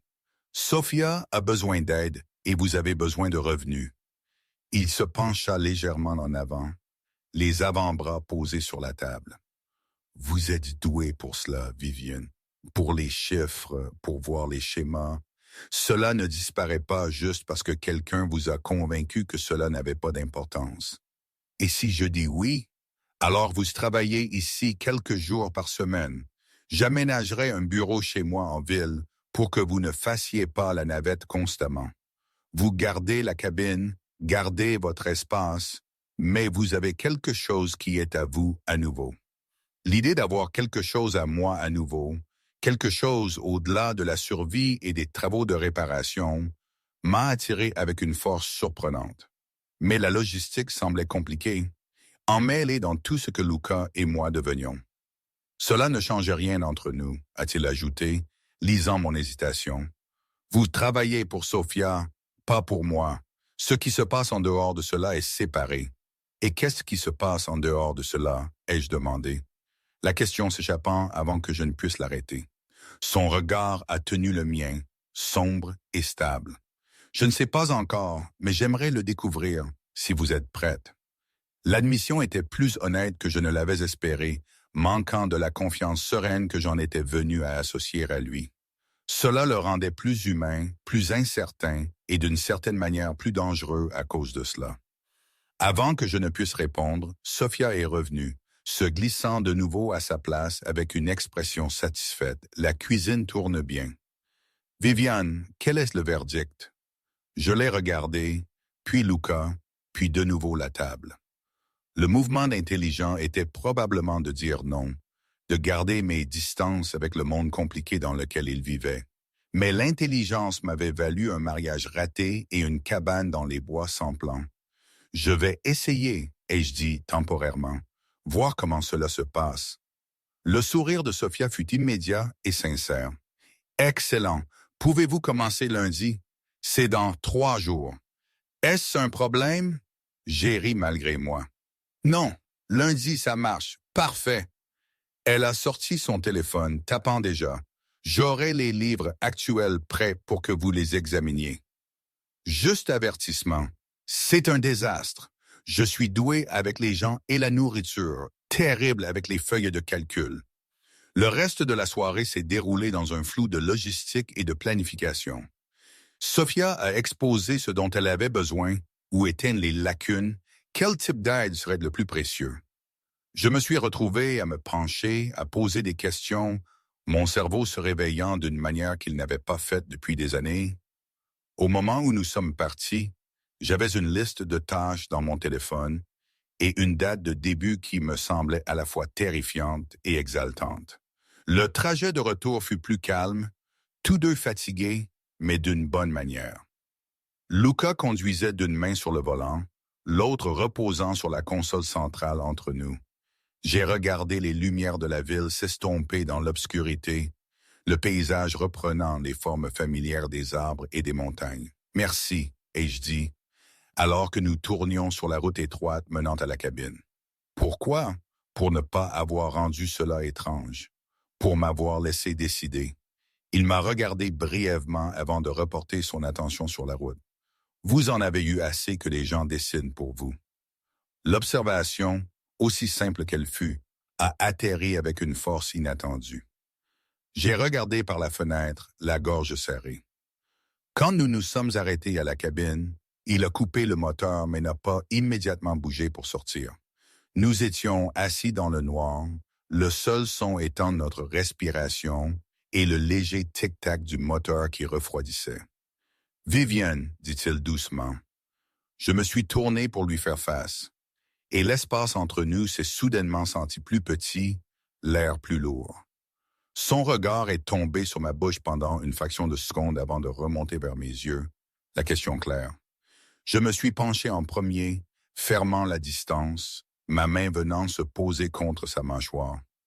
Le baiser fut doux au début, hésitant, nous deux testant les os. Puis sa main a glissé vers l'arrière de mon cou, me tirant plus près. Et le baiser s'est approfondi en quelque chose qui ressemblait à une digue qui cède. Quand nous nous sommes finalement séparés, tous deux respirant plus fort, son front reposait contre le mien. J'ai voulu faire ça pendant des semaines, a-t-il admis. Je sais. Je me suis légèrement reculé, ayant besoin d'espace pour réfléchir, mais nous devrions probablement prendre ça lentement. D'accord. Il n'avait pas l'air content de cela, mais il hocha la tête. Lent, c'est intelligent. Depuis quand sommes-nous intelligents, l'un ou l'autre? Ai-je demandé, visant la légèreté et ne réussissant qu'à moitié. Il a ri, le son grave et sincère. Bon point. Je suis sorti de la voiture avant de pouvoir changer d'avis. L'air froid, un choc après la chaleur de l'intérieur. Il m'a accompagné à la porte, les mains dans ses poches, maintenant la distance que j'avais demandée, même si chaque partie de moi voulait la refermer. « Je vous vois lundi, » ai-je dit, déverrouillant de la porte. « Je viendrai vous chercher. »« 7 heures, ça va? »« 7 heures, c'est bon. » Il hésita, puis se pencha et pressa un baiser sur mon front. Bref et chaud. « Dormez bien, Viviane. » Puis il est parti, le son de son moteur s'estompant dans la nuit. Je suis resté dans l'embrasure de la porte longtemps, les doigts pressés sur mes lèvres, sentant quelque chose qui aurait pu être l'espoir prendre racine dans ma poitrine. Lundi ne pouvait pas venir assez vite. 2 mois se sont installés dans un rythme que je n'avais pas su que j'étais capable de construire. La cabine est restée mon ancre, l'endroit où je retournais quand la ville semblait trop bruyante et mes propres pensées trop silencieuses. Mais Portland était devenu autre chose. un espace où je me souvenais ce que ça faisait d'être utile. D'avoir mon esprit travailler sur des problèmes qui avaient des solutions de contribuer quelque chose de tangible au monde. Les livres de Sophia avaient été tout autant le désastre qu'elle avait promis, criblé d'incohérences et de lacunes qui auraient fait pleurer n'importe quel auditeur. J'avais passé les 3 premières semaines juste à organiser le chaos en quelque chose de compréhensible, à construire des feuilles de calcul qui suivaient réellement les revenus et les dépenses de manière à avoir du sens. Sophia avait été effusivement reconnaissante, louant mon travail de manière qui semblait sincère, plutôt que condescendante. Nous étions tombés dans une relation de travail facile, elle gérant les côtés créatifs et opérationnels pendant que je gérais les chiffres. Elle était vive, drôle et protectrice envers son frère d'une manière qui me rappelait que je n'étais pas la seule personne investie dans le bien-être de Luca. Cela aurait dû être réconfortant. La plupart du temps, ça l'était. Bien que parfois tard dans la nuit, je me demandais ce qui se passerait si je devenais quelqu'un qui avait besoin d'être protégé de lui, plutôt que par lui. Luca et moi avions pris les choses lentement, tout comme nous l'avions convenu. Les dîners après le travail sont devenus routiniers, parfois au restaurant, parfois chez lui en ville, un appartement étonnamment modeste étant donné ce que je supposais qu'il pouvait se permettre.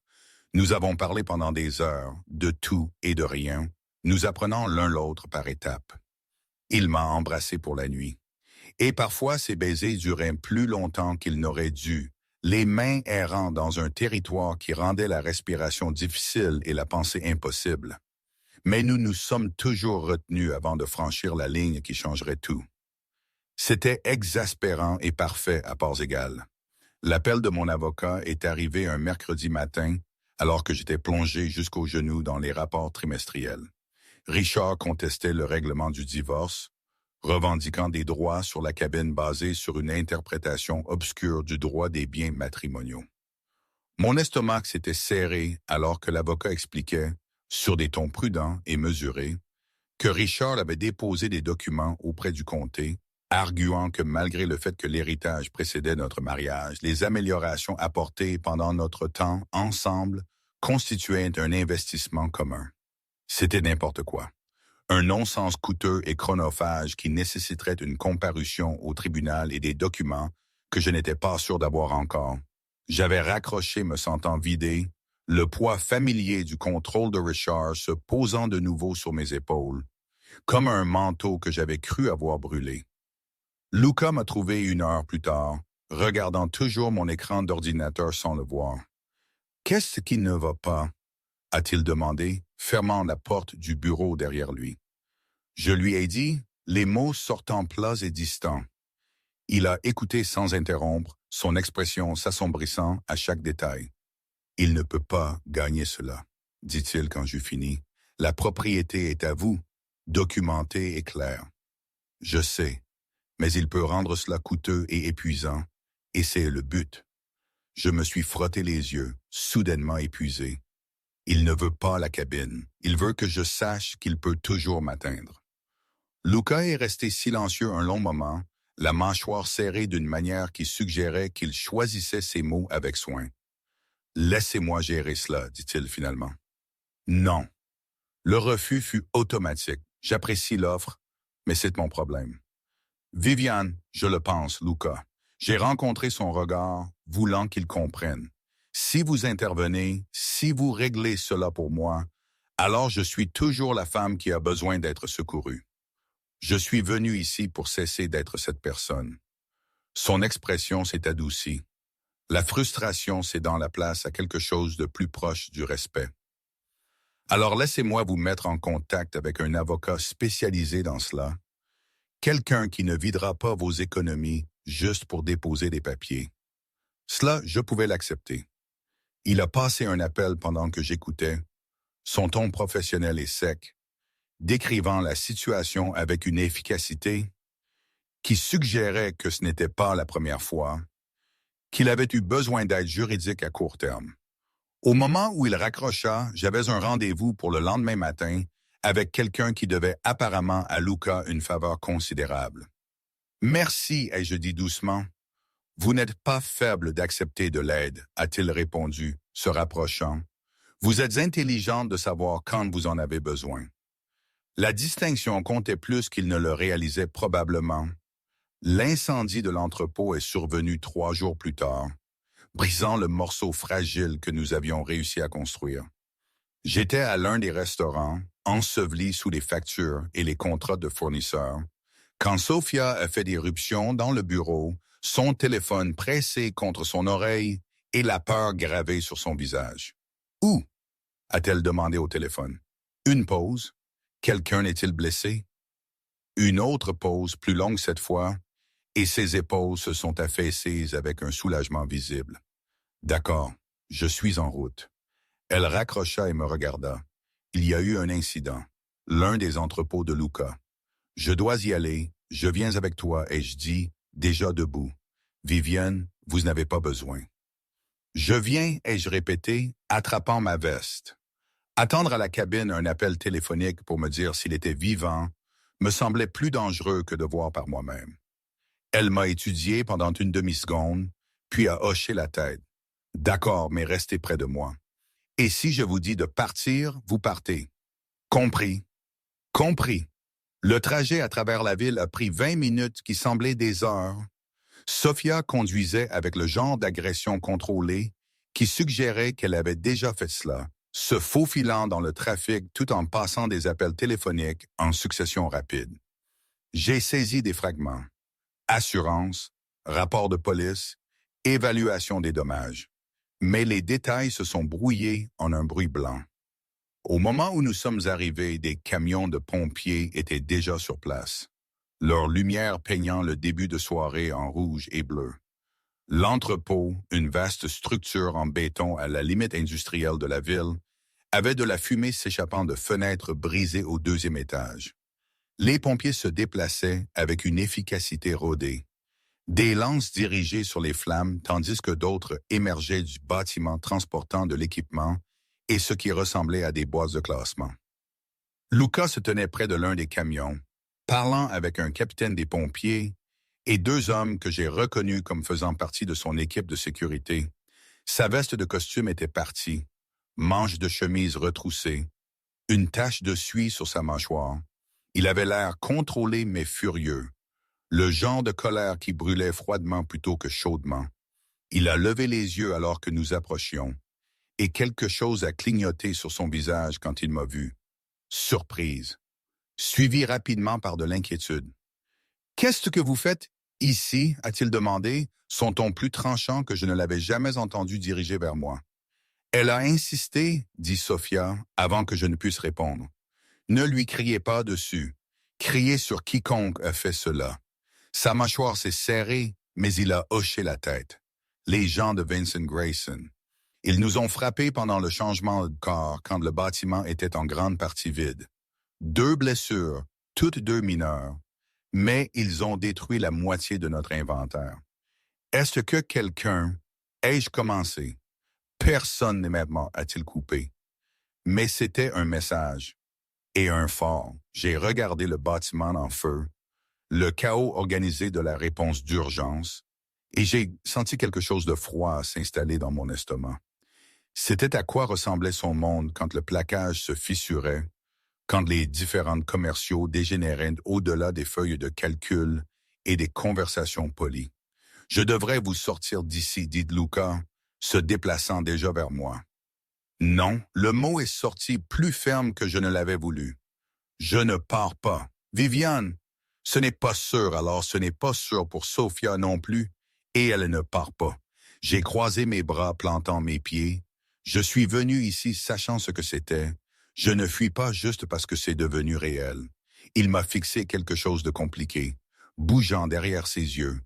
Puis lentement, il a hoché la tête. Restez avec Sophia. Ne vous éloignez pas. Et si quelque chose ne va pas, vous partez immédiatement. Pas discutable. D'accord. Les plusieurs heures suivantes se sont déroulées dans un flou de chaos contrôlé. Luca a coordonné avec les pompiers tandis que Sophia travaillait son téléphone, contactant les experts en assurance et les gestionnaires d'inventaire. Je me suis rendu utile là où je pouvais, organisant les papiers qui avaient été sauvés de l'incendie, prenant des notes pendant les conversations, gardant une trace de qui devait être contacté et quand. À un moment donné, quelqu'un m'a tendu une bouteille d'eau et une barre protéinée qui avait le goût de chure, mais remplissait l'espace creux dans mon estomac. J'ai mangé mécaniquement, regardant Luca se déplacer à travers les conséquences avec la même intensité contrôlée qu'il apportait à tout. Il était bon à cela, à gérer les crises et à maintenir les gens concentrés même quand tout s'effondrait. C'était impressionnant et plus qu'un peu effrayant.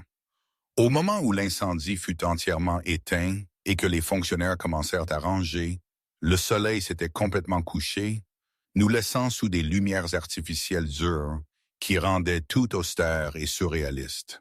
Luca m'a trouvé assise sur le pare-choc d'un des véhicules de sécurité, l'épuisement s'installant dans mes os.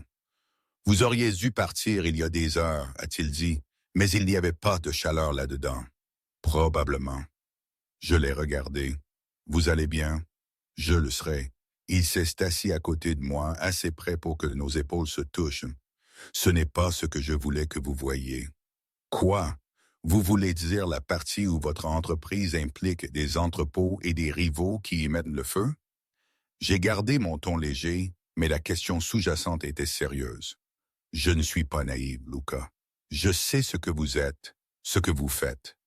Je choisis d'être ici quand même. » Il s'est tourné pour me regarder entièrement, cherchant sur mon visage quelque chose que je ne pouvais pas nommer. « Pourquoi? » a-t-il demandé doucement.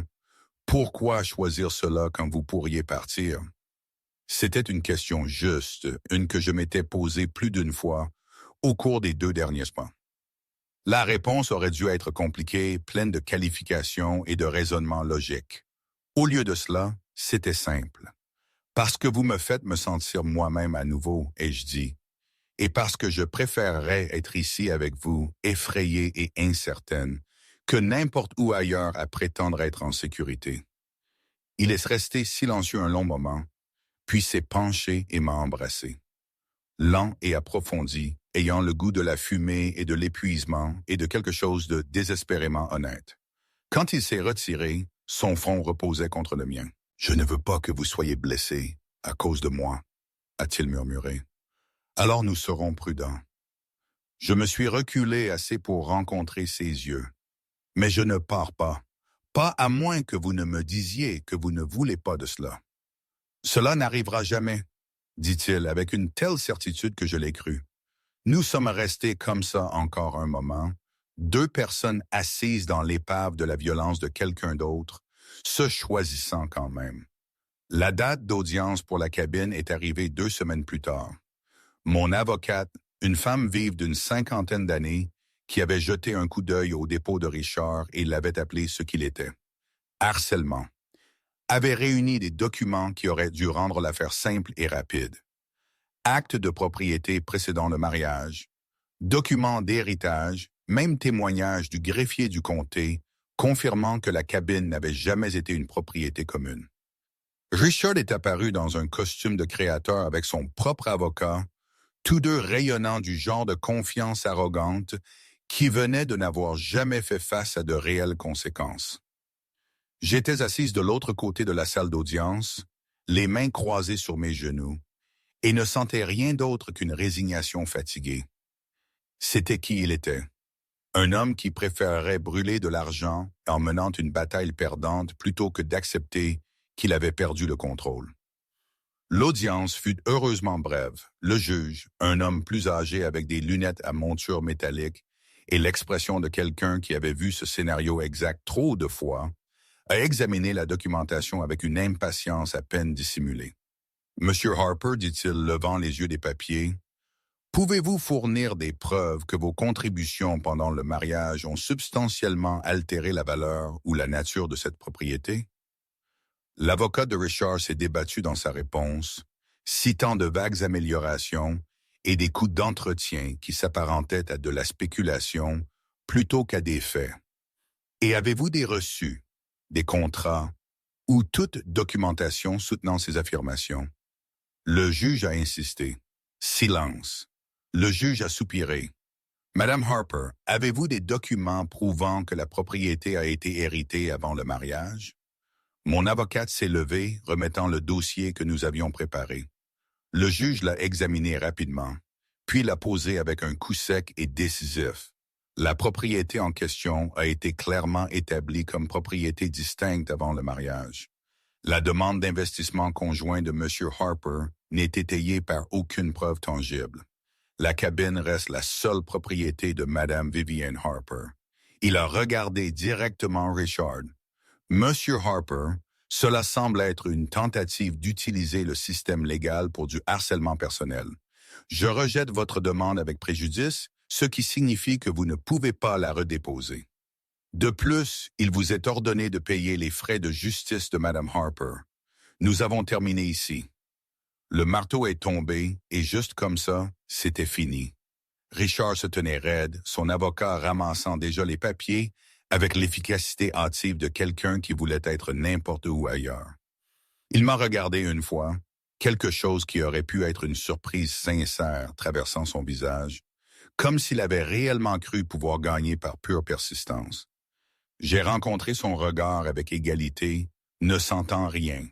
Pas de victoire, pas de justification, juste un apaisement tranquille de quelque chose qui avait été tendu trop longtemps. Devant le palais de justice, mon avocate m'a serré la main avec un sourire satisfait.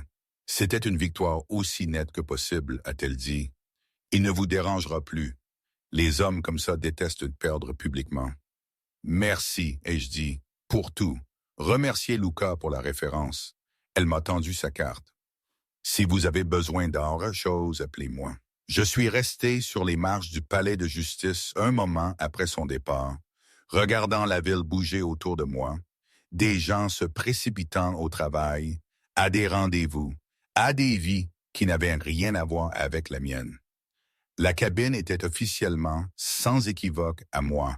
Richard n'avait aucune revendication, aucun levier, aucun moyen de revenir dans ma vie, à moins que je ne choisisse de le laisser entrer. Pour la première fois en 7 ans, j'étais complètement libre. Luca est venu me chercher 1 heure plus tard, me trouvant dans un café à 2 pâtés de maison du palais de justice. Il n'a pas demandé comment ça s'était passé. Ses contacts l'avaient probablement informé avant même que je ne quitte le bâtiment. Il m'a juste tiré dans une étreinte qui ressemblait à un retour à la maison. « Félicitations », a-t-il murmuré dans mes cheveux. Cela semble anticlimatique, ai-je admis. Je pensais que je ressentirais plus quelque chose. Vous vous sentez soulagé, a-t-il dit. C'est suffisant. Nous sommes retournés à son appartement dans un silence confortable, les doigts entrelacés sur la console centrale. Par accord tacite, aucun de nous ne voulait retourner au travail ou à la cabine. Nous voulions juste de l'espace pour exister sans obligation. Son appartement était calme en fin d'après-midi, la lumière du soleil filtrant à travers les stores à moitié tirés. Nous avons fini sur le canapé, ma tête sur son épaule, son bras autour de moi, tous deux contents d'être juste immobiles. Vincent Grayson est sous enquête fédérale, dit Luca après un moment.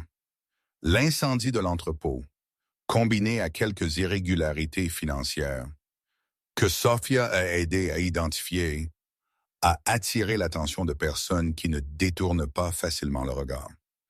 J'ai levé la tête pour le regarder. Sophia a aidé. Vous avez aidé, a-t-il corrigé.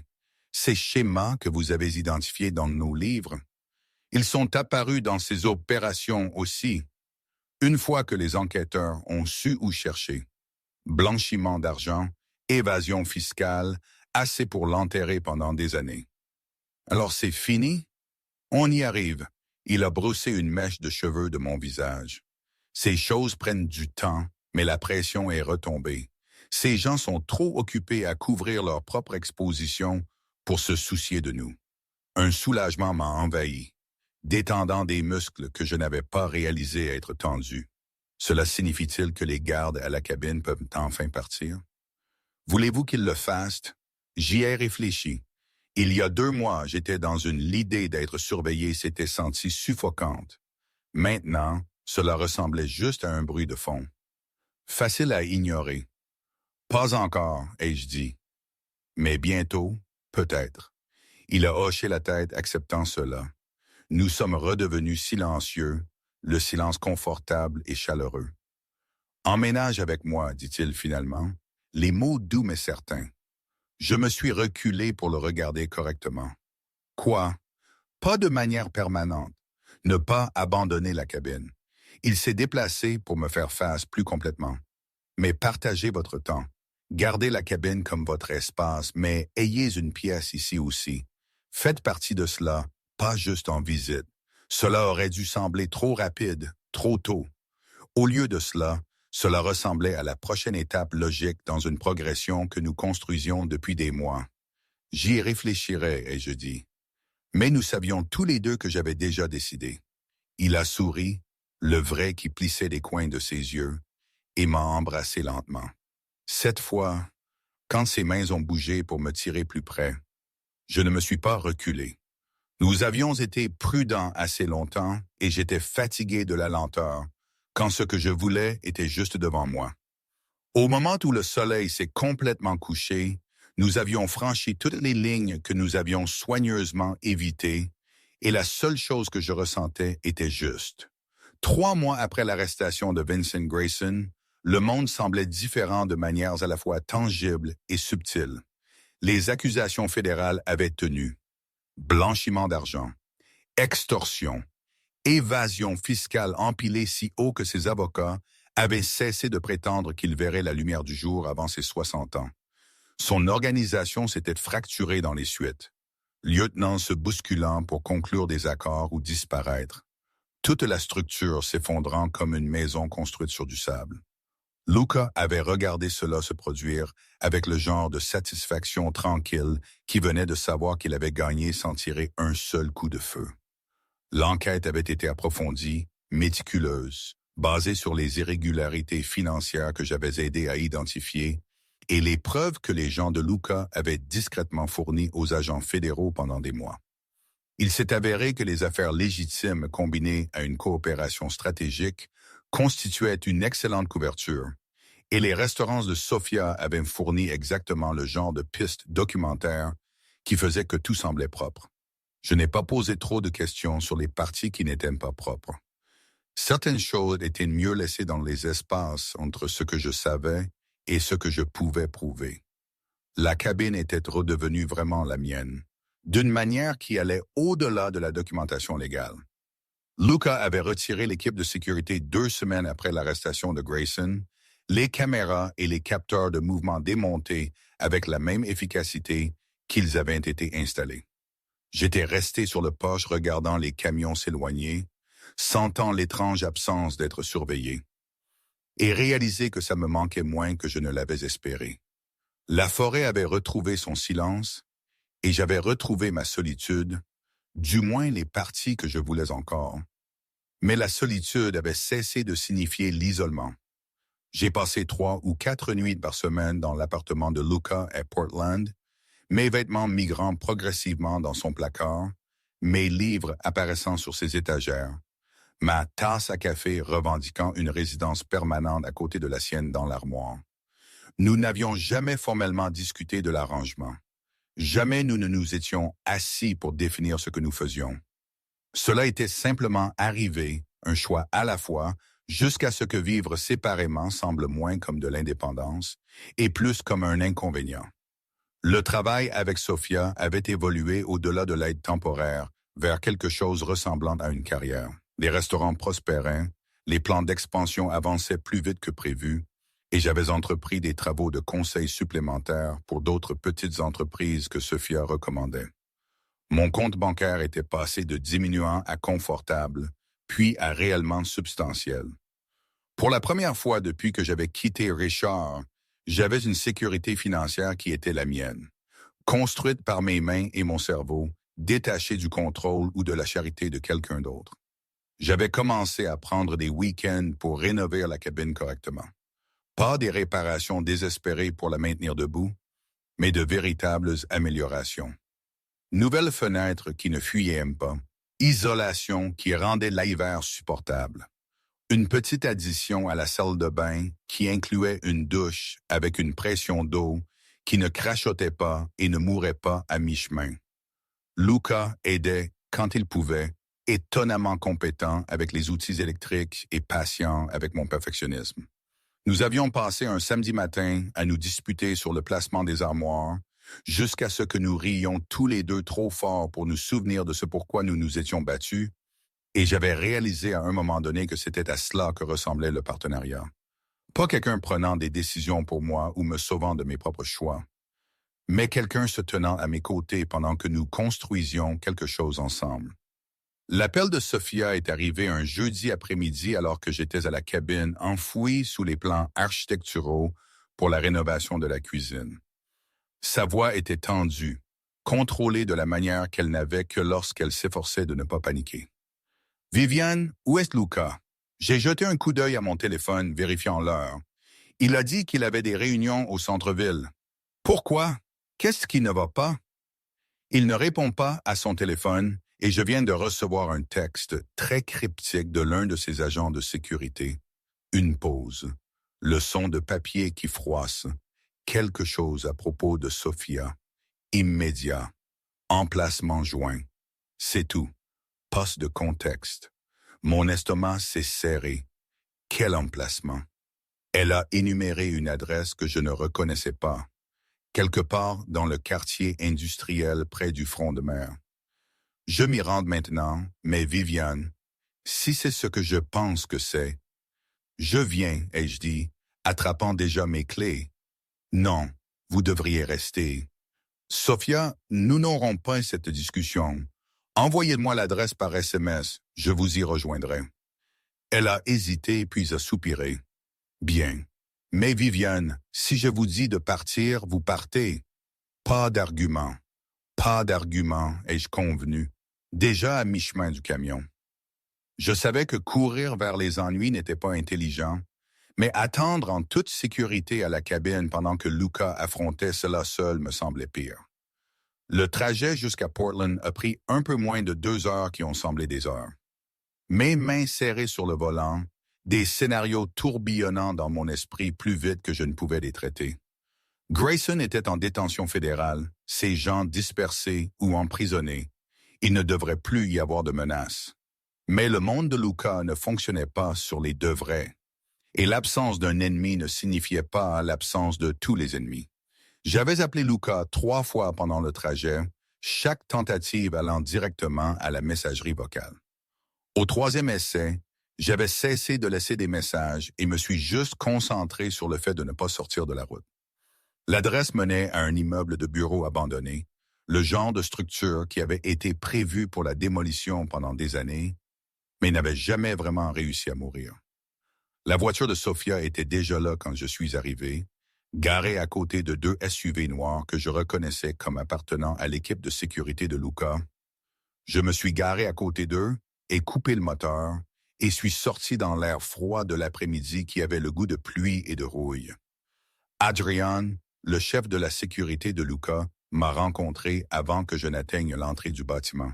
C'était un homme solide d'une 40aine d'années, ex-militaire par son maintien, avec le genre de calme compétence qui faisait que les gens écoutaient quand il parlait. « Madame, Harper, vous ne devriez pas être ici, dit-il, pas méchamment. « Où est Luca? »« À l'intérieur avec Madame Brennan. La situation est contenue, mais... » Alors j'entre. Je bouge pour passer devant lui, mais il s'est déplacé pour bloquer mon chemin. « Avec respect, madame, Monsieur Brennan a donné des instructions explicites que si vous vous présentiez, je devais vous garder ici dehors. Avec respect, ai-je fait écho, je ne travaille pas pour Monsieur Brennan et il n'a pas à prendre des décisions sur où je vais. Maintenant bougez ou je vous contournerai. » Adrian m'a étudié un long moment, puis quelque chose qui aurait pu être du respect a clignoté sur son visage. Il s'est écarté. « 2e étage, elle est. Suivez les voies. » J'ai monté les escaliers 2 par 2, mon souffle venant plus vite que l'effort ne le justifiait. Le bâtiment était aussi éviscéré à l'intérieur qu'il en avait l'air de l'extérieur, murs dénudés jusqu'au montant, sol couvert de poussière et de débris. mais les voix qu'Adrian a mentionnées étaient claires. Échoigne de quelque part devant, les tons vifs de Sophia traversant des voix masculines plus profondes que je ne reconnaissais pas. J'ai tourné un coin et me suis arrêté. La pièce avait probablement été un bureau autrefois, grande et ouverte avec des fenêtres donnant sur le front de mer. Maintenant, ce n'était qu'un espace vide, sol en béton et conduit exposé, éclairé par des lumières de travail dur que quelqu'un avait installées. Sophia se tenait près du centre, téléphone pressé contre son oreille, gesticulant vivement, tandis qu'elle parlait en phrases rapides sur des comptes bancaires et des virements bancaires. 2 membres de l'équipe de sécurité de Luca l'encadraient, alertes et vigilants.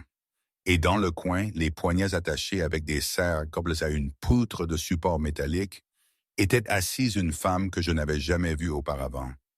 Elle avait probablement la fin de la vingtaine, cheveux foncés tirés en arrière sévèrement, sang séché au coin de sa bouche. Ses yeux m'ont suivi alors que j'entrais, vif et calculateur, malgré une fatigue évidente. « Viviane, qu'est-ce que vous foutez ici? » Sophia a baissé son téléphone, l'expression prise entre soulagement et frustration. « Je cherche Luca. »« Où est-il? » Gérant l'autre moitié de ce désordre. Elle a gesticulé vaguement vers les fenêtres. « Il va bien, juste occupé. »« Vous ne devriez vraiment pas. Qui est-elle? » J'ai hoché la tête vers la femme. La mâchoire de Sophia s'est serrée.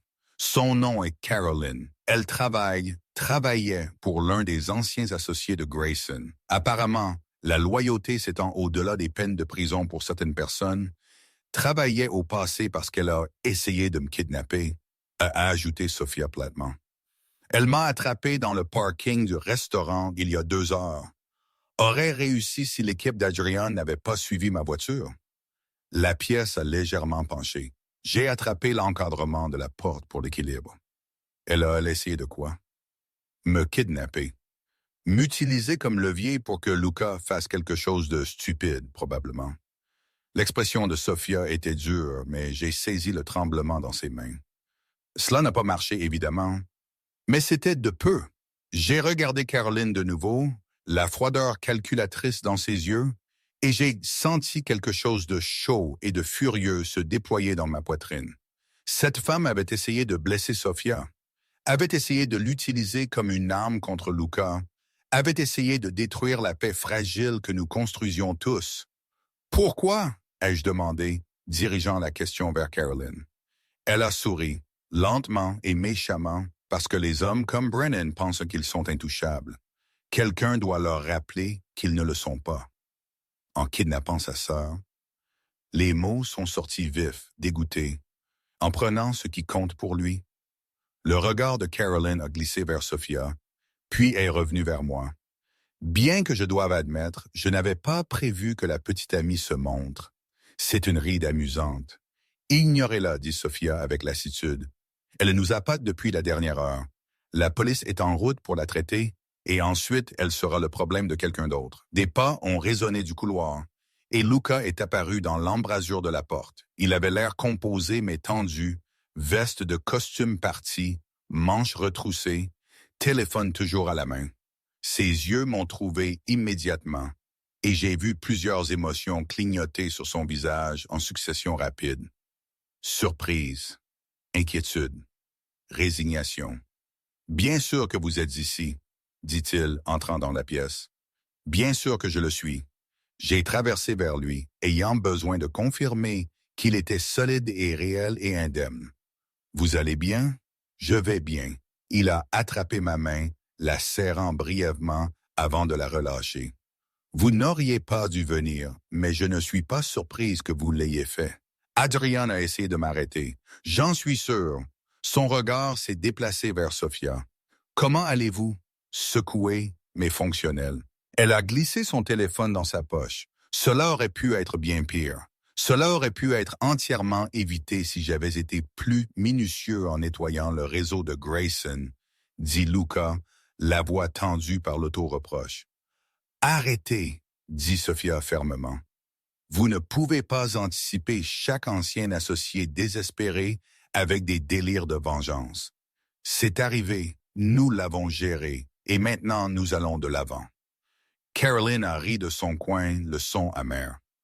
Aller de l'avant? Vous pensez vraiment que c'est fini? Grayson avait beaucoup de gens, Brennan. Vous ne pouvez pas tous les attraper. Je n'ai pas besoin de tous les attraper, a répondu Luca, son ton plat. Juste ceux assez stupides pour s'en prendre à ma famille. Les autres comprendront que perdre ne vaut pas l'effort. Des sirènes hurlaient au loin, se rapprochant. Adrian est apparu dans l'embrasure de la porte, hochant la tête à Luca. La police est à 3 minutes. Nous devrions dégager l'étage. Laissez-les gérer la scène. Luca a hoché la tête, puis s'est tourné vers Sophia et moi. Vous deux en bas, maintenant. Pour une fois, aucun de nous n'a argumenté. Nous sommes sortis de la pièce, laissant Caroline attachée avec des serre-câbles et gardée, le son des sirènes qui approchaient devenant plus fort. Au moment où nous avons atteint le parking, 2 voitures de patrouille arrivaient, suivies rapidement par une berline banalisée. L'heure suivante fut des interviews et des déclarations, des officiers patients posant des questions pendant que nous répondions avec des degrés de détails variés. Je suis resté près de Sophia, qui a maintenu un calme impressionnant, malgré le fait qu'elle avait été agressée et presque kidnappée des heures plus tôt. Luca a géré tout avec le genre d'efficacité professionnelle qui suggérait que ce n'était pas sa première fois à traiter avec les forces de l'ordre. Charmant quand utile, direct quand nécessaire. Au moment où la police nous a libérés, le soir s'était installé sur la ville. Les lumières du front de mer se reflétant sur l'eau sombre. Sophia m'a étreinte brièvement, férocement et fermement, avant de laisser Adrian la ramener chez elle. Cela nous a laissé, Luca et moi, debout à côté de sa voiture, l'adrénaline s'écoulant finalement et laissant l'épuisement dans son sillage. « Es-tu vraiment bien? » ai-je demandé, étudiant son visage dans la lueur ambrée des lampadaires. « Physiquement, oui. Mentalement, je suis furieux que quelqu'un se soit approché assez pour toucher Sophia et la passer une main sur son visage. Cela aurait dû être fini. Vivian Grayson aurait dû en être la fin, mais il ne l'était pas, ai-je dit doucement, et maintenant il l'est. Caroline était le dernier fil, n'est-ce pas la tentative finale désespérée de gens n'ayant plus rien à perdre. Peut-être il n'avait pas l'air convaincu, Luca. J'ai attendu qu'il me regarde. Vous ne pouvez pas tout contrôler. Vous ne pouvez pas anticiper toutes les menaces ni prévenir tous les dangers. Tout ce que vous pouvez faire, c'est réagir quand cela arrive et protéger les personnes dont vous vous souciez. Vous l'avez fait aujourd'hui. Il m'a tiré dans une étreinte, ses bras s'enroulant autour de moi comme si j'étais l'encre le maintenant stable, plutôt que l'inverse. Je ne sais pas ce que je ferais si quelque chose vous arrivait, à vous ou à Sophia. A-t-il murmuré dans mes cheveux. Heureusement pour vous, nous sommes deux trop têtus pour rendre cela facile. Je me suis reculé assez pour rencontrer ses yeux. Allez, rentrons à la maison. Nous sommes retournés à son appartement en silence, tous deux trop fatigués pour remplir l'espace de mots. À l'intérieur, il est allé directement à la douche pendant que je commandais de la nourriture. Aucun de nous ne mangerait probablement. Au moment où il a émergé, propre et portant un pantalon de survêtement et un T-shirt qui le faisait paraître plus jeune et moins sur ses gardes, j'avais mis des vêtements que je gardais dans sa commode et je m'étais recroquevillé sur le canapé avec du thé que je ne voulais pas. Il s'est assis à côté de moi, assez près pour que je puisse m'appuyer contre lui, et nous avons existé dans un calme confortable, tandis que la ville bougeait autour de nous dehors les fenêtres. Sophia veut s'étendre à Seattle, dit-il après un moment. Ouvrir un nouveau restaurant, plus grand espace, menu plus ambitieux. Elle a demandé si vous géreriez le côté affaires. Je me suis tourné pour le regarder. C'est un énorme projet, ça l'est. Et cela signifierait plus de temps en ville, moins à la cabine. Il a étudié mon visage. Je lui ai dit que vous y réfléchiriez, mais que c'était votre décision. Bien sûr que ça l'est. Je me suis appuyé contre lui. J'y réfléchirai. La cabine est importante pour moi, mais cela aussi. Vous aussi. Vous n'avez pas à choisir l'un ou l'autre, dit-il doucement. Nous trouverons comment faire fonctionner les deux. C'était ça avec Luca. Il ne m'a jamais demandé de sacrifier des parties de moi-même pour lui. Il a juste trouvé des moyens de construire autour d'eux. 6 mois plus tard, je me tenais dans la cabine achevée, passant ma main le long des comptoirs que nous avions installés ensemble, regardant les murs que nous avions réparés et les fenêtres qui se fermaient enfin correctement contre le vent.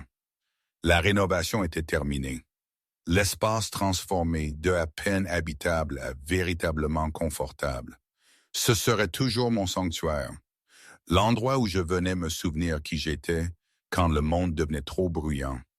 Mais ce n'était plus ma seule maison. Le restaurant de Seattle avait ouvert avec un succès immédiat. La vision de Sophia combinée à une solide infrastructure commerciale, créant quelque chose que les gens voulaient réellement. J'avais géré le lancement, travaillant des semaines de 100 heures qui auraient dû me briser, mais qui, au lieu de cela, ressentaient comme une validation. Mon nom figurait sur les documents maintenant, listé comme associé et directrice financière, un rôle que j'avais gagné par compétence plutôt que par connexion. Luca et moi nous étions installés dans une vie qui défiait toute catégorisation facile. Nous n'étions pas mariés, pas fiancés, n'avions pas fait de déclaration dramatique sur l'éternité. Nous existions juste ensemble, construisant quelque chose de durable et de réel, une décision à la fois. Il voyageait pour affaires et parfois j'allais avec lui. D'autres fois, je restais derrière, gérant les restaurants ou me retirant à la cabine pour des week-ends solitaires qui me rechargeaient pour le chaos de la ville. Sophia était devenue plus qu'une partenaire commerciale. Elle était une amie, du genre qui appelait à minuit pour discuter de concepts de menus ou apparaissait à la cabine avec du vin et des potins et zéro patience pour l'auto-apitoiement. Elle avait eu raison cette première nuit à Portland. J'avais été bonne pour Luca. Mais ce qu'elle n'avait pas mentionné, c'est qu'ils avaient tous deux été bons pour moi, me donnant de l'espace pour me reconstruire sans jugement ni attente. J'ai verrouillé la porte de la cabine derrière moi, la vérifiant 2 fois par habitude, et j'ai marché vers où Luca attendait près de sa voiture. Nous rentrions en ville pour le dîner d'anniversaire de Sophia, une nuit rare où les affaires passaient au second plan face à la célébration. « Prête ?» demanda-t-il alors que je montais.